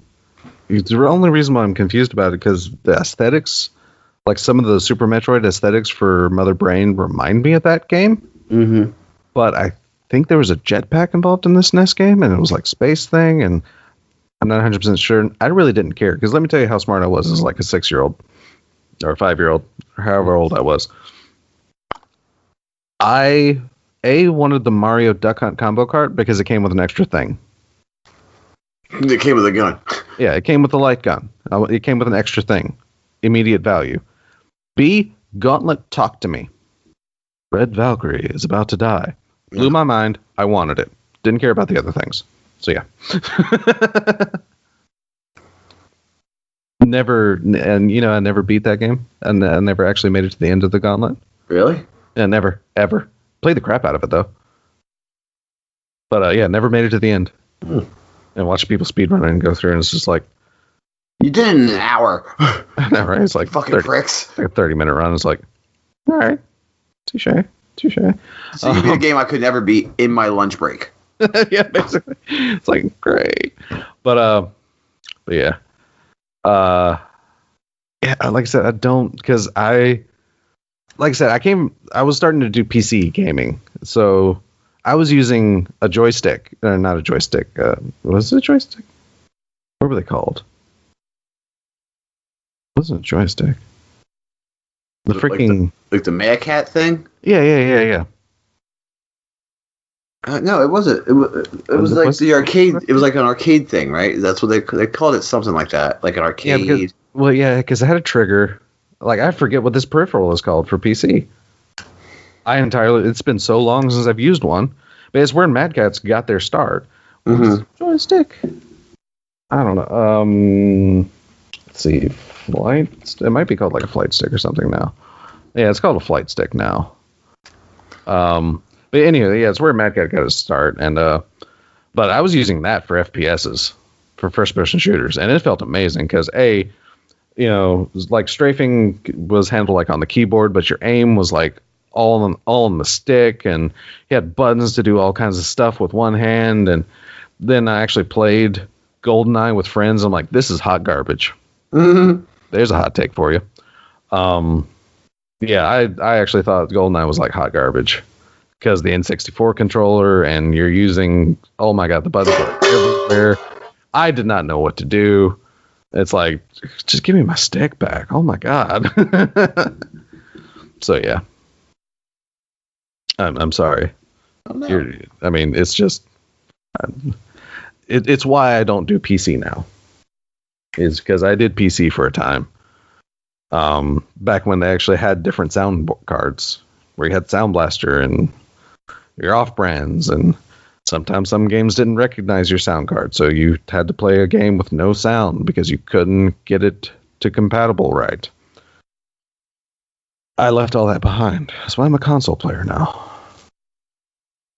I feel that deep down inside. Yeah. And then listen, like reading these patch notes on PC for Destiny is like, and here like, oh, my graphics card updated and I couldn't run Destiny. It's like, no. Oh man, I can just turn it on and start. Yeah, like no. As long as PSN is up, I'm good. Mm-hmm. Just plug and play. Just, yeah, my frames slow down to a stutter because console, but I don't have to deal with anything unless it's just utterly beyond my control. But yeah. I had a buddy ask me at work this week. He was like, "Hey man, are you gonna play? Are you playing that new Spider-Man game?" And I literally looked at him and was like, "I give no shits about Spider-Man game. The game. Sure, it looks great. That's cool. Don't care." Yeah, I'm also in that boat because yes, it looks amazing, and yeah, the controls actually look super sweet. But what a lot of people, I guess, don't see is the fact that every 5-10 years or so, there's always oh my god, this is an amazing Spider-Man game. Uh-huh. Like Spider-Man 2, like the swinging was great for its time. And now this Spider-Man game, oh, the swinging is finally better. I mean, yeah, I give less than zero fucks about that game. The only game that I think of that I look at and I'm like, that looks pretty cool, is that new Assassin's Creed. Yeah, I actually haven't seen anything on that. I have not watched anything on Origins or Odyssey. Have you read up or seen any of the beta reviews for Fallout 76? I've very tragically seen some beta feedback for 76. Yeah. Which has a lot of work to do in 11 days. Yeah, half of it I'm expecting. Mm-hmm. I was expecting because bugs. I'm sorry, when was the last time you played a Bethesda game with zero bugs? I'll wait. And need I remind you that you can still skip like the first hour of Skyrim by holding a plate in front of you? Mm-hmm. Legitimately? Because you hold a plate in front of you, like, you know, the grab mechanic, not in your inventory, but like, you know, as if your character was like it's floating in front of you, basically. And you can clip through walls and skip the first hour of the game. Still. Yep. So yeah, I'm waiting. The Bethesda games have some very bad bugs. Usually their narrative overcomes it. Mm-hmm. Usually. However, some of that stuff I'm worried about. Or like the bug that deletes the game off your system? See, it's like that's massive for a Bethesda bug. Like I said, there's some Bethesda bugs, and there can be some game-breaking Bethesda bugs, but that... Sure. I might be waiting until that gets cleaned up a lot. I might wait for like the first 2 patch cycles. I might wait until like next year sometime. I mean, like literally like 4 to 6 months. Mm-hmm. Like not literally a year, but 4 to 6 months. I'll probably be waiting. Because that is disheartening. Like, because apparently the content isn't quite there for the beta, and like there's a lot of like wonky systems in it apparently too. So I had some folks who played it mention that, I mean, they enjoyed it. They were like, story-wise and like exploration is fun. It's fun as all get out. But they said, so, I mean, he's the one clip I saw with when they were fighting super mutants, and then the super mutants just like kind of locked in place and didn't move. They just kind of like they moved, but they were like stiff-legged. You know what I mean? Like their animation failed. Yeah. And I'm like, oh god, that is just horribly disheartening for me. Yeah, it is. Like I said, I heard the first wave of beta come in, and it's like, oh god, not good. Yeah, because I mean, even Fallout 4 was like functional. Like, yeah, it had a few bugs and it had a few soft locks here and there, but it was functional. Yeah. Like, sure, there was like some wonky spawns. Like, again, spawns, it's a Bethesda game. But this enemy is supposed to be around here. Oh, now it's like half a mile behind you. Yeah, well, that's to be expected. I mean, and while it was like playing through and uploading to YouTube, I had a super mutant stuck, or a special Deathclaw stuck in the ground once, and it kind of surprised me that it was even there. So I was and then it just got stuck in the ground. I'm like, wait, what? I mean, small things like that. That's a Bethesda game. It just is. Sadly. Yeah. People complain about Destiny's QA, but I still don't see how Bethesda has such awful QA. They let a lot go. I mean, a lot. But a hot ton. Yeah, that's neither here nor there. Because I know the gaming industry is a hot topic, but I mean, then a lot of people, like, it's not just the gaming industry that works like hundreds of hours a week. I mean, there's a point in time I was stuck in back when I was working in a factory where it was it was early 2000, so it was before the quote unquote economy crash. In fact, just before, because it actually hit the automotive industry first. So months before everyone started freaking out about the economy crash, I was already feeling it. Because my work went down from 7 days a week, 8-hour shifts, to 5 days a week, 4 days a week. There was a point in time where I was looking to get 2 days a week. Yeah. But then the economy started like stabling out and coming back up. And we were still, because we actually got rid of an entire shift. Third shift was gone. It was just first and second shift. And it stayed that way for a very long time, even as the economy was recovering. So suddenly we were back to 8-hour days and 3, 4, 5, 6, 7 days a week. Oh, our loads are actually a little lighter, so y'all gonna have to work 10-hour days. Or until we hit quota. Okay, cool. That's fine. That's whatever. There was a couple months I was working 12-hour shifts 7 days a week. No bueno, my friends. No bueno. Sucked. So I definitely feel for like these people like in crunch time that, have to do that, because that freaking sucks. But yeah. Yeah, all that basically sucks. Yeah, the checks were nice, but I didn't have time to spend crap. Yeah, having no time. Yeah, you can make all the money in the world, but if you have zero time. Yeah, it sucks. But anyway. So, still continuing for Les Questions de Gorilla. No, I don't think that was a different language, but it was a fancy accent. Let's see. What is your favorite fight scene in movie history? Mine would be Neo versus Agent Smith, Matrix Revolutions. Basically, I think I agree until Man of Steel came out. I like Superman versus Zod better. And you know what? If there's only one good thing about the Man of Steel movie, it's that. It's that, for sure. Because, oh my god, did they do 2 Kryptonians fighting good. I mean, that's exactly how it would be, right?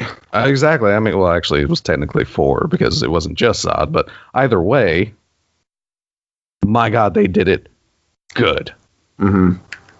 Which I do still enjoy, like the nuances and the things that the Wachowski sisters now. Yeah. Not shaming or anything. It's just confusing. Because at one point in time, it was the Wachowski brothers. Then it became the Wachowski siblings, because one of them went through gender reassignment. And then now it's the Wachowski sisters. It's like, I can't keep up with these people. Mm-hmm. Yes, I was about to say guys, because for me, guys is like gender neutral, but whatever. Yeah. If you're triggered by that, I'm sorry. But I have a vernacular and I use it. It's not like malintent. It's just, come on, I'm an 80s kid. Or I was born in the 80s. I'm a 90s kid. So yeah. Our vernacular is very outdated and old and comes off a way that people don't like now. Yeah. Yeah. I get that a lot too. Yeah. It's like when I was first starting the game with people, like through The Last of Us and Destiny. It's like I still had that slight connotation of like, oh, that's gay. And people are like, you can't say that. It's like, what? It's fine. Yeah. Because it was just such a 90s term. Like I say the bad F word a lot. Oh yeah. And that's just because you're right. It's a term we use. Yeah. It's like I'm not saying it like that. I'm just saying it like. Is that I'm not because that's the thing because I had that and there was I have also been like marathoning old St. 14 episodes. And also the joke was said that the LGBTQ keeps adding letters. Wow. So yeah, they do, but and they do. I mean, and nothing against it. I mean, sure, you know, like people are finding like new ways to, I guess, making labels for themselves, which is kind of hilarious because some of these people don't really want labels, and then they invent labels for themselves. But that's neither here nor there, or even my thoughts about them. But either way. Like I said, it's cool that they're finding a place to, or a way to fit in and make themselves feel good in their own skin. I'm happy for that. I really am. But yeah, so it's not like in my, because I had like, you know, homosexual friends. I've had bi friends. I've had, you know, I mean, I was the weird kid in school. Okay. I was not a cool person. I was a nerd. I wore glasses since like the 3rd grade. So there was no way I was fitting into the cool crowd. Ever. Because again, I had a thirst for knowledge and I liked random facts and I liked playing RPGs. I liked video games. I was never a cool kid. Ever. But in my little group of outcasts, I was the cool kid. Let me tell you what. Because I knew things. But, yeah, anywho, so yeah, like none of my terminology is like spiteful towards those people, because those were the people I was using the terminology with back in the day. So I never saw it as like wrong. Yeah, wrong towards a people, let's say, you know. But yeah, like having to adjust to that was actually, it wasn't as difficult as I thought it would be, but yeah. Anywho, but yes, Man of Steel. Superman vs. Zod. Definitely not my favorite fight scene. At least for a live action movie. I think mine is from the movie Raid Redemption. Okay. Yeah, that's fair. I mean, it's a dude fighting through an apartment building to get to the top. It's sort of like, what was it? Was that the remake of Judge Dredd? He had to do the same thing. Yeah. Because an apartment building locked down. Yeah. That's basically what it is, and he's fighting these dudes, and they're just coming out of apartment buildings, and I mean it's in a hallway, so it's very Marvel-esque in the way that they like to fight in hallways in Marvel shows, and but wasn't the Raid movie series basically doing that first? Yeah, Raid did it first. I mean, because Raid Redemption was what, the 2nd or 3rd movie in the 2nd of that? Okay. Yeah, I love that. I love those movies. Yeah. He's fighting this guy and he kicks the bot as he's fighting him. I mean, it's a martial arts movie, so you know, it's great fight scene. I mean, amazing. Oh yeah, it's really awesome. If you don't like the over the top, if I wasn't such, you know, a superpower basically nerd and loving those visual effects, It would definitely be a martial arts movie.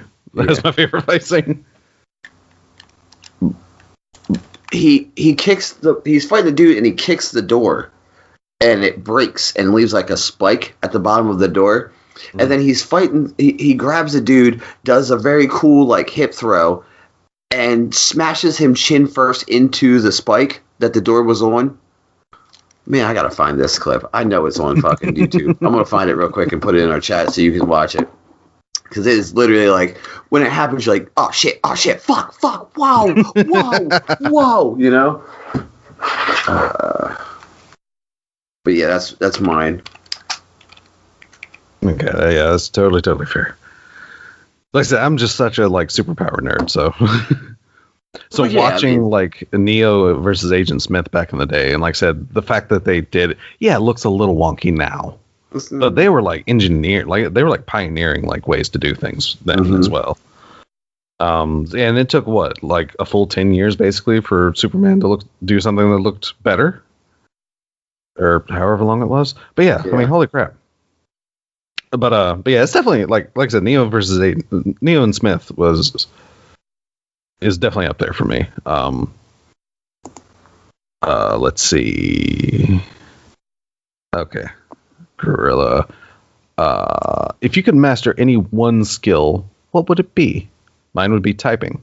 I still peck at it one finger each hand. I can't peck anymore because I actually took a typing class. Like, I'm not great, but I at least I know the home keys and I know like the kind of spacing and stuff. No, it doesn't help me with typos and stuff. But yeah, I took a typing class in school because it was easy credit. For me, if I can master a skill, it would be first-person shooters on controller. Because I still don't quite have like the aim and grasp.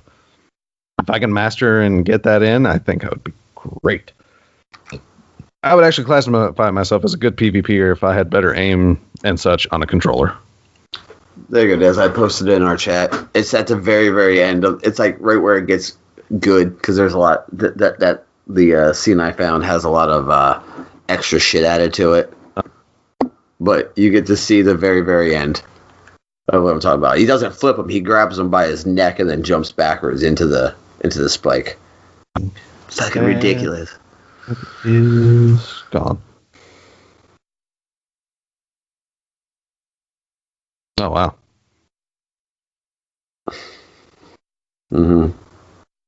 Jesus. RKO's that dude. Yeah. Oh my god. Yeah.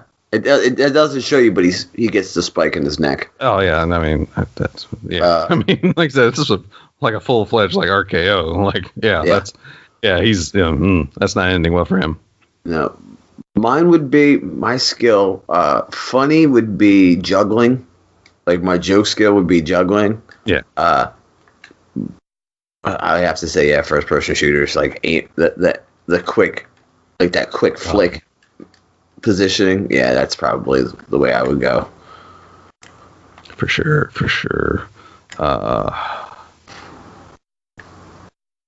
See. Question from the Discord from Internet Tandy. I'm not. If this is Tandy, hello. But what Discord are you from? We don't know. I don't know if you're foe or maybe foes. Internet, or I don't know if you're listening. I apologize greatly. Anywho, how exactly does the tether work? Does it damage all enemies continuously, or does it only apply a debuff to them? Sort of yes and yes, depending. Because tether does apply a debuff. I mean, that's the initial tether and the damage increase. Basically, the only way you actually get damaged from a tether itself is if someone else is being damaged in a tether and you're in the same anchor. Because tethers have the what used to be the D1 blood pack? Bloodbound. Yeah, Bloodbound. There we go. The old Bloodbound perk. So yeah, if there's like 3 people tethered and they're only shooting at one person, you're still taking that damage from them. So it's kind of dependent. But no, the tether itself doesn't actually damage you unless you're directly hit by the arrow before it becomes an anchor. And then it does kind of pitiful damage, if you ask me. But, well. Very unfortunate damage. Yeah, it is an increase in damage. And like I said, it's a debuff. You're slowed. You're suppressed. But yeah. So, sort of yes and yes. And then clarified this time from foes, Ghetto Fish. Hello, sir. Let's see. Talk about imbalances and advantages in PvP. i.e., the hunter can knock you out of a super, Titan soldier charge, etc.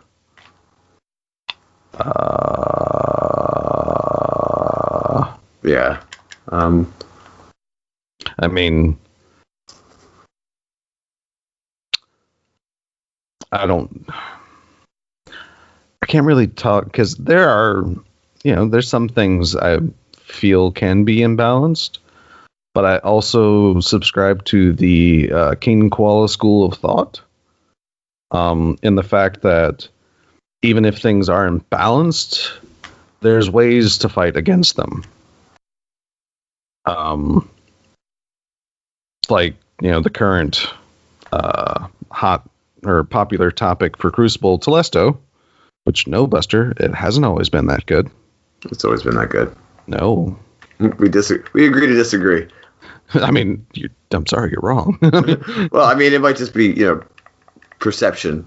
Because, everybody knows how I feel about Telesto. Yeah, you love Telesto, but I mean, it's been good, yes, but right now... Oh, no, not as good as it is now. No, exactly. No. Yeah. No, I know that. I mean, yes, it has always been good. It's just, like, D2 Telesto is actually better than it ever has been, even before the other fusion rifle nerf, which just makes it a better choice, because it still kills in low bolts. It's a fast charge.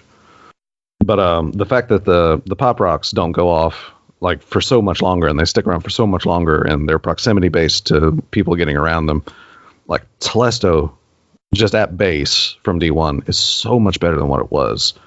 Because I also know the argument is like, well, Telesto is an exotic, shouldn't it like be special? And I do see that a lot, but also at the same time, like what actually makes Telesto special and exotic are the pop rocks. Because, I mean, at least when it was initially designed, it was basically more designed as area denial and like trapping than actual like easy kills. So, which, I mean, like I said, it's neither here nor there, because again, King Qual is like, don't rush, use a shotgun, do this. And then there's the entire like argument of shotguns are low skill. And people will like pull out numbers, and it's like, oh, but Telesto kills are 6% in the Crucible for special, and then Dustrock Blues is 4%, but shotguns are easier to use. Then why does Telesto have more kills? I'm confused on that line of thought. But anywho, neither here nor there. Because here's the thing. Like I said, I subscribe to the King Koala school of thought. In the fact that nothing is like strongly broken. And even if things are strongly broken, there's ways to fight around it. Shards of Galanor are dumb. And yes, it's broken. I use them drastically, so I know how dumb and broken they can be. Am I expecting a nerf for shards? Yes. Because just like Ursa Furiosa, like Titans can block like one clip from an auto rifle, and hey, here's another super. That's strong. Very hard to fight against. Dumb strong, yeah. Yeah, it's very hard to fight against. But it's not impossible. Like, for hunters, it's a little harder because blades are now instant cast, so it's really hard to like suppress out of. But I mean, if you see a Titan running around, if you're a Titan, use a suppressor nade. Toss it his way. Or use a tractor cannon. Tractor cannon suppresses. You're a hunter? Tether. It's your best friend. Sort of. Kinda. It's still a little funky. So yeah, I mean, imbalances. try and find my way around. But yes, there are definitely strong advantages, like Telesto in your energy slot. It's a very strong advantage because it's still area denial. It's strong area denial, and it kills in the fewest amount of bolts with the fastest charge time. It's technically broken right now. Not all powerful, but technically broken. Only from a very technical standpoint. Like I said, it's not uber broken. It's not thorn broken.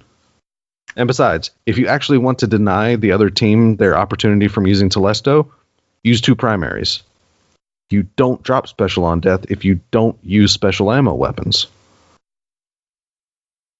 Yeah, starve them. Yeah, I mean, that's the way. That's like back in D1, it used to be, activate this box. Even if you don't need the ammo, it takes it away from the other team. Well, I mean, sidearms are still really good for close range, like really good. So you can use a sidearm to melt down a rushing shotgunner. And that goes back to the entire argument on shotgunning being low skill. If you're getting killed by a dude running in a straight line, like in the open for 50 meters, and then he shotguns you, I'm sorry, but you deserve it. That's basically, if I see a dude coming at me and I'm unable to I see him, he's coming at me, I could do a thing. Oh, I died. That's on me. I'm sorry. That's not because shotguns are low skill. That's me making a mistake. And I dare him to try it again. Which usually ends up not good for them. I learned from my mistakes. Exactly. That's one of the skills that took me the longest time to learn to get a hold of, to get a grasp in, of learning from my mistakes. Exactly. I don't. If you give me one time, you're not going to get me again. Yeah, I mean, that's like easy shoulder charging. I'm using the exotic to get infinite shoulder charges. Guess what? If I see a Titan barreling at me, drawing my shotgun fast. Backpedaling. Backpedal, draw your shotgun. There are so many times I've killed Titans in mid-animation, it's ridiculous. But I've had Titans run loops around me, trying to get that shoulder charge kill. Dead. Things can be strong, things can be advantageous. Like I said, shoulder charge is an advantage because it's a one-hit melee. Oh my god. It's great. Oh god, what else? Let's see. 100 can knock you out of super. Well, it's kind of everything. A tractor cannon can knock you out of super. So I mean, anything can knock you out of a super. Shit, the Shards of Galanor.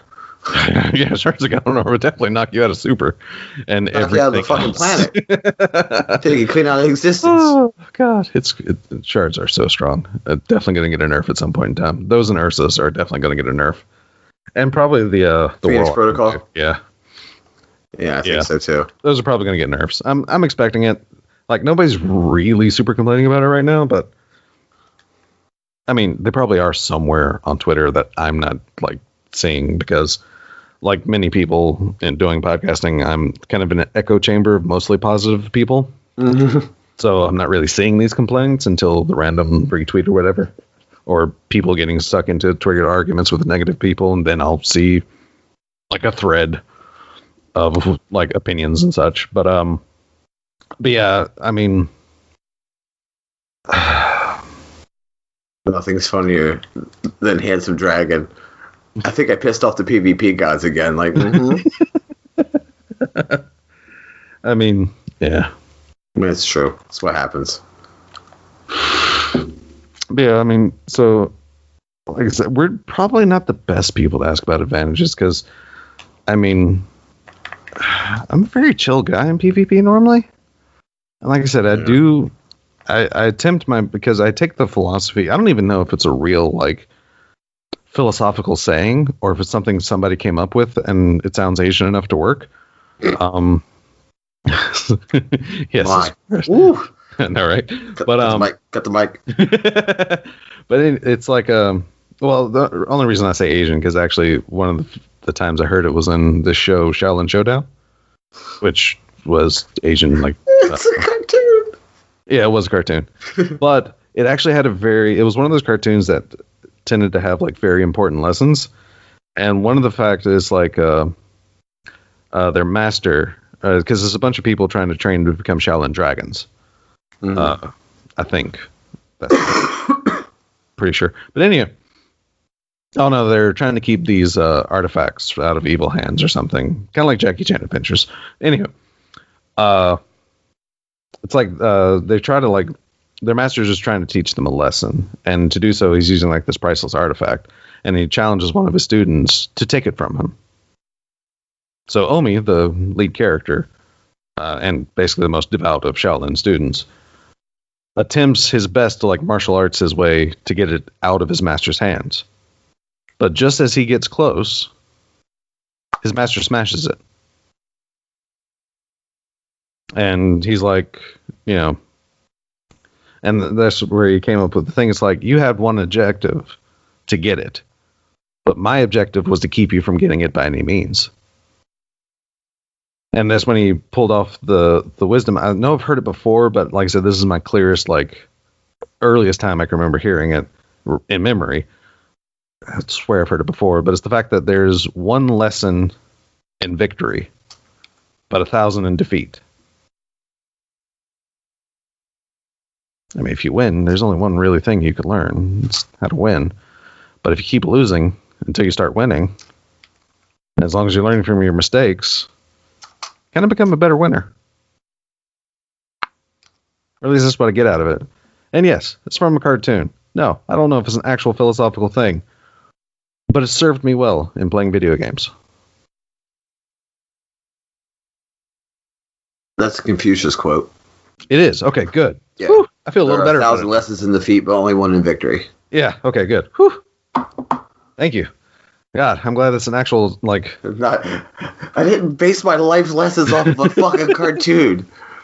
Hey, some cartoons, though. Jinkies! That's mine. Jinkies! Yeah, I'm actually glad that they did pull it from something. I mean, yeah, it still kind of sucks. I kind of learned it from a cartoon, but... Mm-hmm. Hey, it's an actual thing. Yeah, it's Confucius. When I didn't pull that off the top of my head, I actually had to search that one. Yeah. I don't want people to be like, I heard him clicking. I heard the clicking. He was definitely searching. But yeah. So, I mean, that's like my entire philosophy. If there's a way I can try and learn, and like I said, following people like King Koala, who is one of these like top tier players that doesn't really complain. He does what he can to find a way within his skill to counter something. And he's never been like, because very recently he's went on Twitter. It's like, what? Telesto's overpowered? Oh, why don't you do this? And why don't you do this? And why don't you do this? TLDR? Maybe it's on you to basically get good. Mm-hmm. Paraphrased. But again, his words are not minced. He does not sugarcoat a lot of his opinions about things. If he thinks you need to get good, he's going to tell you to get good. Yeah. That's the best type of person to be like the voice of reason inside of a... Yeah. For something like... The best coaches are the guys that don't give a shit about your feelings. Exactly. If you're in your feelings about something, that's your fault, not mine. You know, hey, how do I fix this? Well, first you don't suck. Yeah, don't suck. First off, it's like legitimately those are the most valuable opinions because those are the ones that they're not mincing. Like I said, they don't care about. They might care about your feelings as a person, but it's not getting in the way of what they need to tell you. And like I said, that's why I follow like King Koala on Twitter and such, because he's just, you know, it's not that he doesn't care about your feelings, because he has a Crucible school. Surely at some point in time, or had at least, surely at some point in time he cares about your feelings, but it's kind of hard to tell from some of the things he says. I think it just might be the blunt delivery. Oh, for sure. That's it. He's very blunt. He's basically a sledgehammer. Yeah, shit, I say things sometimes and I'm like, man, I definitely shouldn't have said it like that. Isn't that right? But I did, so well, it's already there. I'm definitely actually like, I'm getting more into that with, as I'm getting older, apparently. I'm not really sugarcoating my words or biting my tongue as much as I used to. Oh. Like anymore. I think you're a dick. I'm gonna call you a dick. Yeah, yeah, exactly. If you're being a dick, I'm gonna call you one. If I offend you, you probably shouldn't have been a dick. Yeah, I call a spade a spade. An ace of spade. Sorry. God, Des, we're better than that. No, yeah, we are better. That one was awful. Okay. I thought you were gonna we're not better than puns. No, we're not better than puns, but that one was awful. But yeah. So again, as far as imbalances and advantages, I'm not the person. Like, I just got hot-headed at someone complaining about rocket launchers being strong in Gambit. It's like, are you kidding me? It's like, why is this dude killing me with sleeper? It's a PvE weapon. Use it in PvE. It's like you're playing Gambit. It's a hybrid. It's a solid choice. If you're having troubles closing in on the gap on a shotgun kill, crouch, slide, get off the radar for that split second, and surprise attack them. Mm-hmm. So yeah, I got a little hot when I told a person that. Well, what happened? He actually took my advice and was getting easier shotgun kills. Imagine that. So he ended up thanking me for my advice. And everything balanced out. So, I mean, yeah. But yeah, I get a bit aggressive too sometimes. I mean, it's easy to get like super aggressive with a shotgun and like not play smart. Which, again, is like oh my god, shotguns are low skill bracket, which, yeah, sure, they can be. If you're not using them smart. I mean, sure, I do have to get in your face with it. I'm just saying, you know. That's like the only times I don't get mad at shotgun kills and can't really blame myself is if like there's a person around the corner. I don't know what he's using. I'm gonna take it slow and sneak around and shotgun him, and then I get out shotgunned. Mm-hmm. Touché. Fair. Because he was faster and a little more aggressive, and like I said, my reflexes suck. So yeah, I lose a lot of shotgun battles too. Oh, I should have pulled a half a second sooner. But yeah. Ooh. So like I said, I'm not really the one to talk about imbalances and advantages. Because I don't know. No, my advantage is overwhelming force and aggression. Yeah. I might not always win, but when I do win, it's because I just rush you and get in your face. Like I said, there are exotics that are strong. Like I said, Cerspheros, Galanor, Phoenix Protocol are all strong because they can give you super very, very fast in PvP. Shoulder Charge is strong right now. It's not impossible to fight it. Swords are strong. But again, an awesome counter to a sword, shotgun to the face. Mm-hmm. So many times. That is one reason I am super happy that the special ammo weapons are back. Because I've actually missed that. I actually missed countering a sword with a shotgun to someone's face. Because that was my perfect counter. I mean, I like accepted my role as a shotgunner. And when swords were introduced, everyone was like, oh my god, swords are so strong. And dude starts swinging at me, Matador to the face. Not that strong. Mm-hmm. I don't give a damn who you are. So again, I see a sword rushing at me. Probably Parcel of Stardust to the face now. So, oh my god, I still love that thing. Even with the full choke, like, slight nerf, it still does so good. I love it. Mm. Anyhow. But yeah, I mean, that's my thing. And it's like, legitimately, the only time I get aggravated also, like, for advantages, isn't even in PvP. It's in Gambit. Because I can get aggravated when someone, I mean, they have an overshield, so it's fair, sort of. I mean, it's a mechanic, so when they can just easily close the gap and do the dumb shotgun rush. I hate that they could do that. Because it's an advantage, but at the same time, it's the Gambit thing. I still think an invader has a little bit too much of an advantage sometimes. Because they can see where you are, like, all the time. You don't know where they are. Yeah. It just sucks. Like, they're stealthy and they have an overshield. I can get aggravated at that. But it's still, like, the mechanics to work with, so. But yeah, so yeah, I feel ways about Telesto. I get aggravated when I get killed by Telesto. especially when someone uses it well, which is usually the only time I get killed with Telesto. But yeah, like I said, I mean, everything has a counter. You know, if I said, if you're running in a stack, try and get people to not use special ammo weapons. And a great way to get a special weapon without using special ammo is actually fighting Lion. Because now fighting Lion uses primary ammo. Because this whole exotic quality used to be the fact that it was a grenade launcher that was in the energy slot. Mm-hmm. Well, now that's not special. So what makes it special now? It uses primary ammo. So you can actually still get a powerful weapon that doesn't drop special ammo on your death. So, I mean, like I said, there's ways around things. That's what you want to do. Starve them out. Make them hungry. Exactly. So, I mean, if they're good at shotgunning or using a Telesto and you can't counter it, then make sure they don't get more ammo. Or, you know, I mean, that's my philosophy. Or get good at sniping. Because, let me tell you what, Telesto's bolt pattern makes long distance kills difficult. Not impossible, but difficult. Yeah, that thing has a spray. Oh, yes.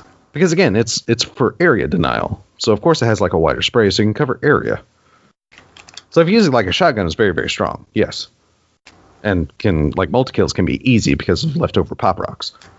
But yeah, like I said, it's still something I'm learning also like to counter myself. But, you know. Yeah. I mean, it's a good gun. Also, there's the mentality. If you can't beat them, join them. If you really think it's that strong and that much of an advantage and overbearing, use it. Because again, in the words of King Koala, the one thing that will hold you back is a false sense of honor. If you want to actually be top tier and like do these things, use the tools that the top tier people use. Yeah, that's true. Yeah. If you don't use something just because you think it's OP, you're putting a crutch on yourself. Or, not really a crutch. That's not a crutch. A limit. Yeah, a limit, a weight, basically, on yourself. Anchor. Yeah, there you go. Anchor. There we go. That's a better analogy. But yeah, you're anchoring yourself down. So if you actually think it's advantageous or strong, use it. Just like our good friend the Drifter says, embrace the darkness. Shit, you know how fucking good it felt when I got that chaperone? Oh god, and that thing has dumb range too. Like yeah. You were saying earlier, like, oh my god. Because going back to Crucible Radio, Dr. Lupo being on recently, because at first if I hadn't listened to that before, I might have started getting mad. But he also said, what's the great way to learn the mapping range of a chaperone? Getting mapped by a chaperone. Yeah, for sure. That will start teaching you what ranges you can get away with one-tapping people with a chaperone. and so I'll see. Yeah, it's far. Yeah, so I'll see like a kill distance is like, really? That far? All right. I see.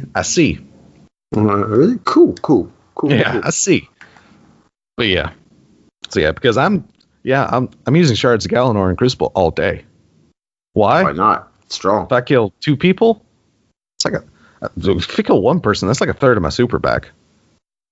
Good. If I can kill 4 people in a super, like 2 seconds later, I got another super at a minimum, and I'm popping it again because yes, that's advantageous, and I'm using it until it's nerfed. But I'll probably still use it because probably still going to be good. But yeah, like if you don't have shards, I'm sorry, but yeah, once you get them, don't take them off ever, unless you're in the raid. Then those small targets in the raid, yeah, they don't work well with shards. Otherwise, everything is getting blades in the face. Everything. Mm-hmm. Except for when I go back to grinding Gambit because Malfeasance Quest is on my Warlock.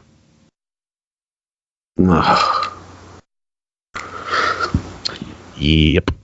But hey, it's actually made me love Nova Bomb again, and using the Skull of Dire Ahamkara which hilariously nobody complains about, even though it does the exact same thing. Does that work for Nova Warp? No. It doesn't. It specifies Nova Bomb kills, so chances are, I mean, considering they thought about a lot of things, I'm gonna say it doesn't. Okay. Like, somebody can try it, but I'm not gonna, because I'm gonna assume it doesn't work. I mean, I would just do it in PvE. You know what I mean? Like, actually run around and doing a patrol. And oh my god, now that they have like majors and stuff, dude. Like, yeah, doing the 25 kills was so easy on my Warlock. Let me tell you what, because using that Lost Sector, because it was a Taken Witch at the end, I would literally, I found like the area that I could spawn my Sparrow in and just ride straight to the boss. I was wearing my Skull of Dire Ahamkara, which is actually kind of ironic. Anyway, I would like hop off my Sparrow, float over the witch, and so long as I killed the witch and like 2 or 3 of the hobgoblins around her, I had a full super again. So I just popped back to the beginning, run my Sparrow straight through. I mean, it took me like an hour to get 25 kills, but it was actually very efficient and boring. Yeah, the way I did it, I just waited till they they fought. You know, the Scorn and the fall, or the Scorn and the Taken fought outside of the well. Yeah. And then also, legitimately, probably one of the most advantageous ways of doing it is waiting for full curse week and doing blind well. May not be the fastest, but you can at least get other things done as well. Yeah, and probably have a little more fun. Probably a great deal more fun. Because I was literally going, all right, 10 more. Yeah. Exactly. 10 more. I was so happy when I got to 10 more. Oh my god. But yeah. Yeah, that answers your question. You're welcome. If not, I'm sorry. But yeah, like I said, I don't really see in advantages and such. I mean, I see them. It's just, yeah. We're not your normal Destiny people. We don't like moan and begroan a lot in the game. I mean, come on. Me and Buster have carried through D2 vanilla. How many people can say that? Yeah, true. We carried through Curse of Osiris. How many people can say that? Not a lot. Not a lot. No, we're, we don't really, you know. I'm sure people complain about the stuff I use. That's cool. I'm actually legitimately surprised I haven't gotten hate mail. For a while, I thought I set my messages to private. I didn't. Especially with shotguns coming back. I got one for using the Black Talon. I was told I had no skill. Yet I killed them with the Black Talon Gasuga Tensho. Yeah, because you know why? I'm not going to take that fucker off. You know why? Because it's Gasuga Tensho. And exactly. I fucking love it. I mean, maybe you shouldn't have been standing still. Yeah. That thing doesn't move. The one weakness to a Gasuga Tensho is also the kind of a weakness for Black Talon. If you don't step left or right, you're boned. We've said that we've said that many times on this podcast. Like, step to just move. Take a step to the left. Because that thing doesn't track as hardcore as Boltcaster used to, yeah? No, I think it has no tracking. Wow. It's a straight projectile. Jesus. So that could be why I don't see it a lot in Crucible. Because you used to see Boltcaster was like the best rocket launcher for a while in D1. Yeah, you got to get way used to. That's cool then.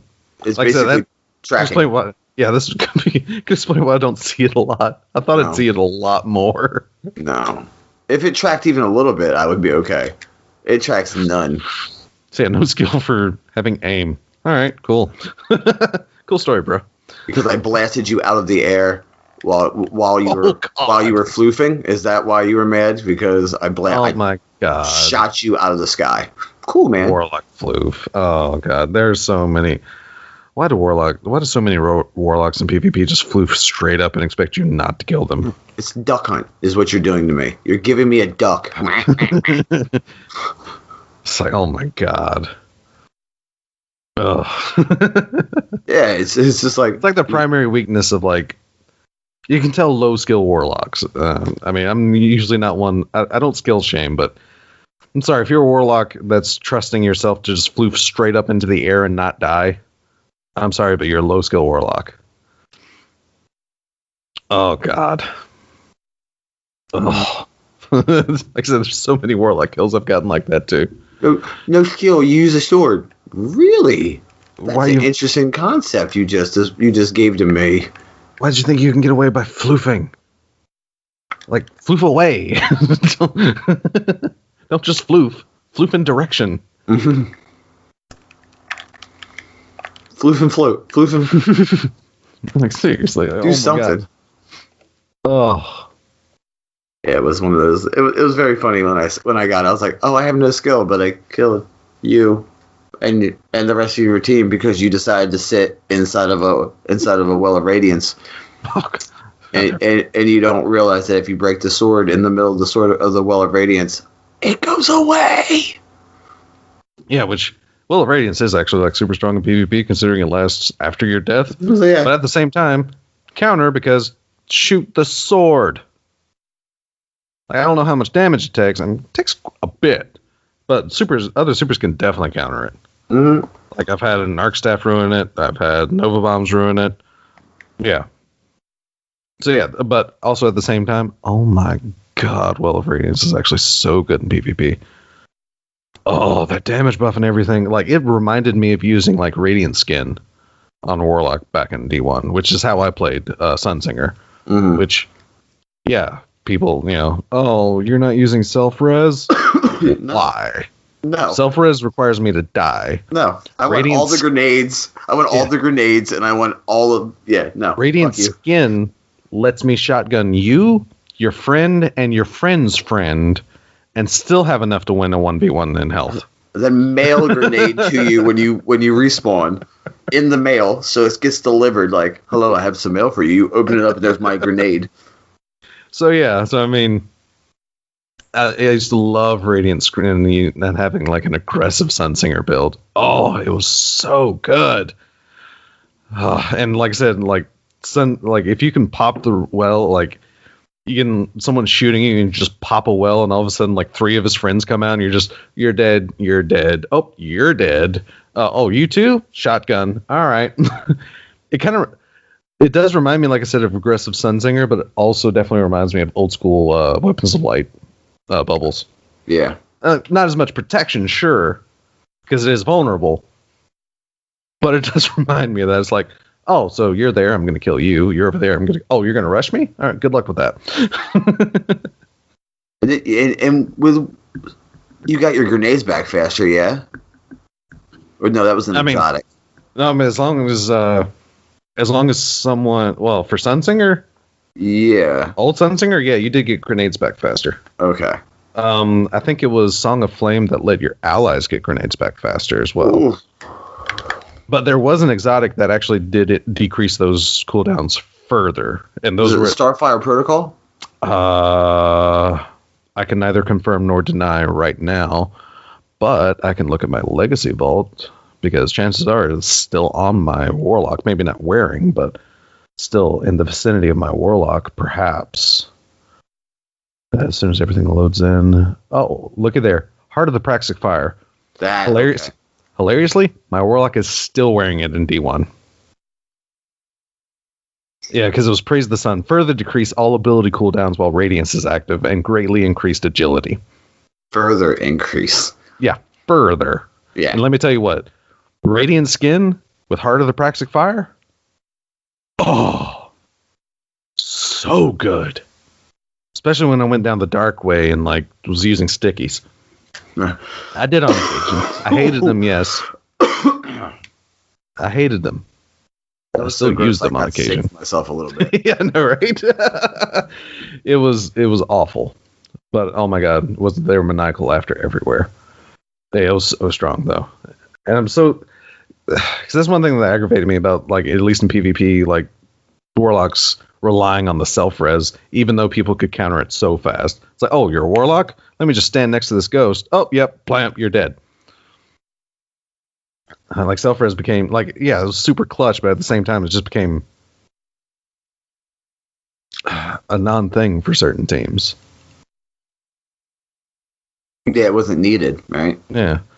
So I especially loved it in trials. Like the occasional time I didn't use Radiant Skin in trials. Because again, they see a solar warlock. They're not checking my tree though. All of a sudden, I'm popping Sun Singers. They're like, wait, what? Mm-hmm. Wait, this glowing warlock is rushing us. Quick, kill him. Oh my god. Oh my god, we can't. Great. Loved it. But yeah. Also, not a question from our revolution. It's completely stole from another podcast at some point in time. But what was your first expansion that you ever bought for a game?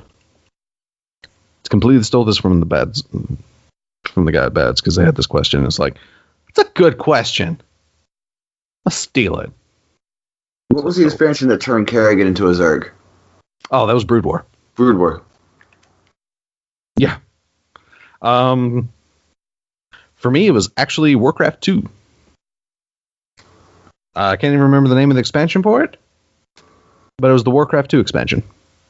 It was actually legitimately the first, because when Warcraft was the thing that got me into Blizzard Entertainment back in the day, that small studio. Haha. Yeah, they were small. Now it's like freaking, oh my god. But yeah, it was Warcraft 2. Because again, I was PC player. Because my brother was a computer tech, so I built plenty of like Frankenstein machines, just spare parts things. Yeah, it's like, oh hey, I just got these like 2 sticks of RAM that we can upgrade your computer with. Awesome. Like fuck yeah, sign me up. Oh hey, we got this new like larger hard drive. It's 256 megabytes. It's awesome. Oh. Yes, I do feel painfully old when I say that, because that's nothing. Like, I remember when a gigabyte was a big deal in computer hard drives. A gigabyte. Good. Now I have 256 on my phone. Yeah. It's like, there's not even many games anymore that's a gigabyte. There's not even many games anymore that's under a gigabyte if it's not on your phone. Yeah. Like, oh my god. Oh. Yeah, like I said, yeah. See, I played a lot of Warcraft and like Command and Conquer back when Westwood was a thing. I'm so sad that studio disappeared, though. But yeah, it's Warcraft. I mean, then of course it was StarCraft was like shortly after that. Mm-hmm. Because again, I went on like a Blizzard rampage. Because again, StarCraft was a lot like Warcraft. RTS, cool, like faction, like differences and stuff, and like different advantages and disadvantages to one another, and it's like, oh my god, it was great. Then I played a little thing called Diablo. That was just, whoa. Was that different? Yeah. Yeah, Diablo was magical. I remember playing that with my buddies, like LAN, hooking computers up. Oh my god, it was great, especially if you had more than one person. Yeah. Like I played it so much. I had like a strategy of like my perfect runs. Like I would replay the first level or 2 in the dungeon over and over to get to level 5. So that way when I got a loop that had a butcher, I would be able to kill him easily. So that way I can get the butcher's cleaver, which was massive. Oh my god, that thing was great up until like level 10 or something. Like it would do work well beyond anything else you can get. You see, this is where my spreadsheeting and crap started. Oh yeah. Like, you're getting a window into my life here, and like I said, I've pretty much always been this way. It's like, oh, this thing is awesome. I need to start getting this like first try like more often. But yeah. It's kind of, that is kind of how I always play video games. So this is the strongest thing for a while. Getting it. Using it. Yoink. Yeah. So yeah. Oh god, good memories. Oh god, that made me smile. Yeah, man. Glad I stole that one. That was a good one, yeah. That's at least good memories. Sorry, Bads. Not sorry. at all. Sorry, not sorry. Yeah, sorry, not sorry. Yes, I listen to other podcasts. Well, yeah, so do I. They're awesome guys. Yeah, I know. I don't listen to the big guys. I actually listen to Crisp Radio a little less too. Like I said, I'm just trying to make room for the other guys, which a lot of them we know. A lot of them we know. In fact, I think we know pretty much every small Destiny podcast or smaller Destiny podcast in the feeds, because we know the bad guys. Oh God, now my mind's drawing a blank. I'm even in their Discord. Destiny Addicts, for sure. Used to game with Bushman Bob back in the day because we were in derp. Just Some Guardians. Yeah. Shout outs to you, Mr. Double M Double D. I know I didn't do it right, but that's your thing. You do it good. It's your thing. I'm gonna let you have it. God, same 14. There we go. Good God. Shout out to you, Joe. I know you're still listening. Maybe not. We'll find out. We still love you. We'll find out this episode. Yeah, you're busy with. Good God. I can understand if you don't listen anymore. Let me just say that, because Same 14 is an amazing, amazing, amazing thing that they have started. And oh my God, is it? Oh, that's why I'm listening. I don't listen to many back catalogs, but that and Same 14 Project is only 19 episodes long, so it's kind of an easier back catalog to get through. Yeah, you can't. Good luck getting through ours. Yeah, good luck. Also, shout outs to, again, in my rate group, Exanus, who is still listening through. Last I heard, he was 12 episodes behind. So, sweet Jesus, man. Yeah, good going. Still taking a few months, but yeah, that's the thing, because a couple months ago, I gave a shout out. I was like, if you made it here, congratulations. She's probably going to make it here sooner than I thought, to be honest. But yeah. In fact, it's hilarious because I'll hop in a party chat and it's so about this thing you were mentioning. It's what? I don't remember anymore.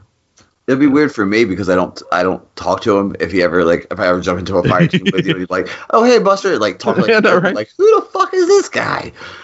Yeah. He did hilariously bring up. I know one thing that'll get you started. I'm like, oh God, what? It's X-Men 3. It's oh yeah, I did rant about that, didn't I? It's fair. It's fair. But yeah. Oh God. Oh man, so, yeah. We're back in the 3-hour mark again. All right, Jesus.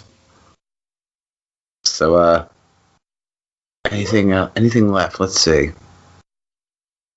Could be left. Oh yeah, watched season 3 of Daredevil. Oh, did you? Oh, it's good. It's actually really good. I can see, because sadly, there's the news that Luke Smith and Iron Fist are canceled. Yeah, which is sad, but at the same time, Netflix is doing good things. It's just they're also doing a lot of samey things, between their shows. I don't think they really know how to run this many shows and keep it super fresh, at least for the Marvel world. Yeah. So it's understandable, but yeah, Daredevil season 3 is really good. It's still it's amazing how many, because he is Daredevil is a deeper character, so it's amazing how many if you don't Daredevil and some kind of crisis on superheroing or whatnot, then you're not going to like this season, because good God, he's still having some new crisis about superheroing. Well, you have to think it might be a little. It probably is a little bit difficult. Oh, for sure. But yeah, they actually start touching on his religious roots in this season as well. So they start bringing in his Catholicism. Mm-hmm. It's actually very interesting. Also, it's a really good season though. And then my wife started watching the what is it, the The Something Adventures of Sabrina. Oh, the Chilling. Yeah, and which is the Sabrina the Teenage Witch reboot, make whatever. I would say it's more like they're taking what the graphic novel does, because the graphic novel is dark as shit. Wait, there was a Sabrina graphic novel before the show? Yeah. Oh. So the show's actually screwed up the graphic novel. Yep. Oh, you see, I'm less judgmental about this new reboot now then. Yeah, the Melissa Joan Hart thing, is that what you're the original? Yeah, the original really fucked. Yeah. Oh, see, I didn't know there was an actual graphic novel that show was based off of. Yeah. Or like was taken from. Yeah, it was taken from the graphic novel. Okay.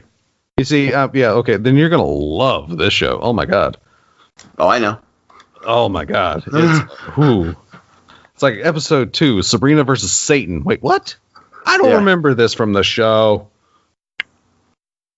Yeah, the dark baptism and all that. Yeah, that's, okay. That makes more sense. I'm more okay with the show now.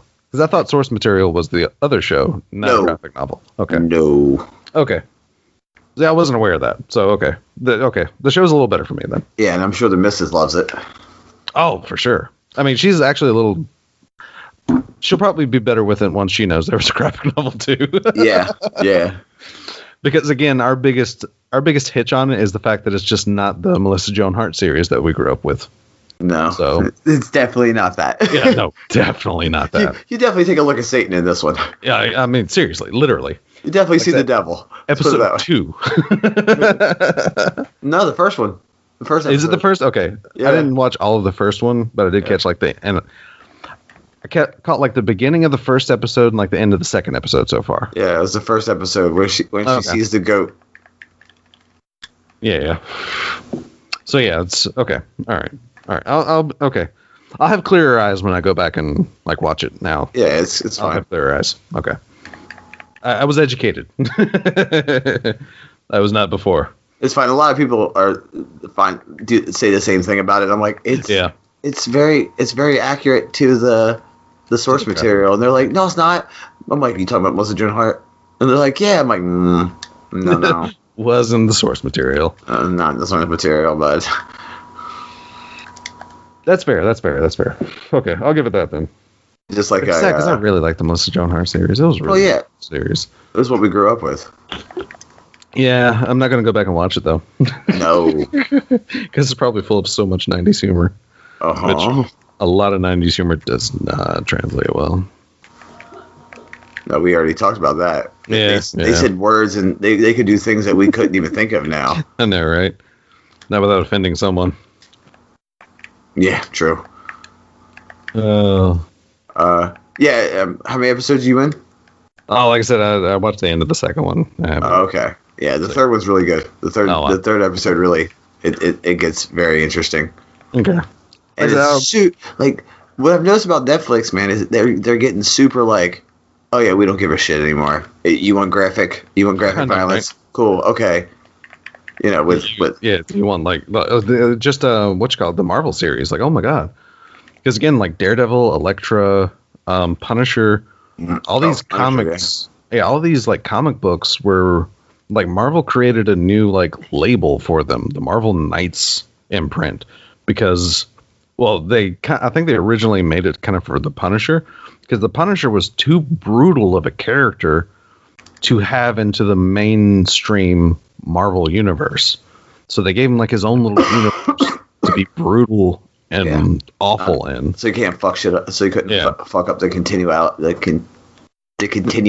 Yeah, which Daredevil and Elektra joined that. So to have the Marvel series like lean into that brutality, or the Netflix series like lean into that brutality, is like really cool. And like I said, they're pushing envelopes for sure. Like they're just like, okay, we'll stick to the source material. That usually works. Mm-hmm. Usually. I did another rewatch of The Haunting of Hill House because I feel like I missed a lot of it. Yeah, but aren't those the good like horror suspense movies?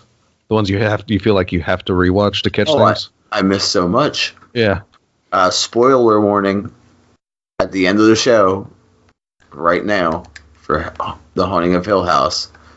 5, 4, 3, 2, 1. You have been warned. Don't get mad at me. Hey, man. The crooked neck, the bent neck lady, that scene where she like, you know, the mom ghost pushes her off the fucking thing, and then she falls through every scene you've seen her in, and then you realize that she is her, like, she haunted herself from the future. Oh, yeah. What the fuck, Netflix? No, right? It's like, excuse me? And then the fucking, them arguing in the car, and then the ghost just comes out of nowhere and screams at him, and I'm like, hey, I'm crashing the car. That's just what's going to happen. I'm going to crash this here car. I hope you're cool with it, because it's going to happen. Fuck, man. That show is so good. So creepy, too. And, like, one of my buddies was talking about it. He was like, hey, have you seen all the ghosts in the background? And I'm like, no. And he's like, yeah, there's ghosts in the background. I'm like, a lot of them? He's like, most scenes, there's a ghost in the background. I'm like, shut the fuck up. And sure as shit, like, they're either like full body shadows, like in the corner, or in one of the situations, like when they're in the kitchen. There's a scene where the kids are in the kitchen. There's a ghost with his hand on the fucking pantry, like from the inside of the wall. Yeah, I'm like, oh fuck this! This is great. Like, and those are the good, like, suspense movies too. Yeah, because hilariously, like, the first few Saw movies were actually a lot the same way as well. Because they don't, like, some of the big reveals, they don't really trick the camera so much as they use cuts to tell a story that you don't catch until the big reveal at the end. And then you go back and watch it and it's like, oh, yeah, that was just like that in the main movie. Huh. So, yeah. Damned. Yeah, it's like, at least the first couple of those I really liked about that. Because you can go back and watch and, like, pick up little hints and stuff. All right, so we're at 3 hours and 15. I think that's good episode 128 length. What do you think? Yeah, could be. So Des, why don't you tell everybody where they can find you? Well, you can find me and converse with me and tell me about my awful 90s viewpoints over at DES_Raven on Twitter. And please, like I said, discuss with me. I mean, if you think I'm wrong, I mean, we can discuss it like civil human beings, because I believe in conversation. Mm-hmm. I believe in dialogue. So yeah, I mean, that's primarily where, I mean, like I said, the YouTube stuff, yes, it's being put on the back burner a lot because we have jobs. That, and like, it's Infamy week, and there's still crap I need to do in Destiny before it becomes like the, not really side piece, but able to be put on the back burner. Yeah. But yeah. You can find me on Twitter, BusterKnuckle13. That's BusterKnuckle13. You can find this podcast, the RNGCast, at the RNGCast on Twitter. You can email us, the RNGcast@gmail.com. Excuse me. We have a Patreon, patreon.com/RNGcast. One of these days, we'll get together and talk shit over a movie. Yes, I was going to work. I was going to suggest this week, and then Double G was like, I have to work. I'm like, fuck, okay, not this week. We'll get there. We have a Discord pinned to the top of our Twitter at the RNGcast, like I already said. Join us. Come talk to us. Tell us we're wrong. Tell us we're right. If I took my life tonight, chances are dynamite. Sorry, Peter. That being said, this is episode 128 of the RNGcast. We're out. Later, man. See you all next week. And Pete's biting my arm. That really hurts.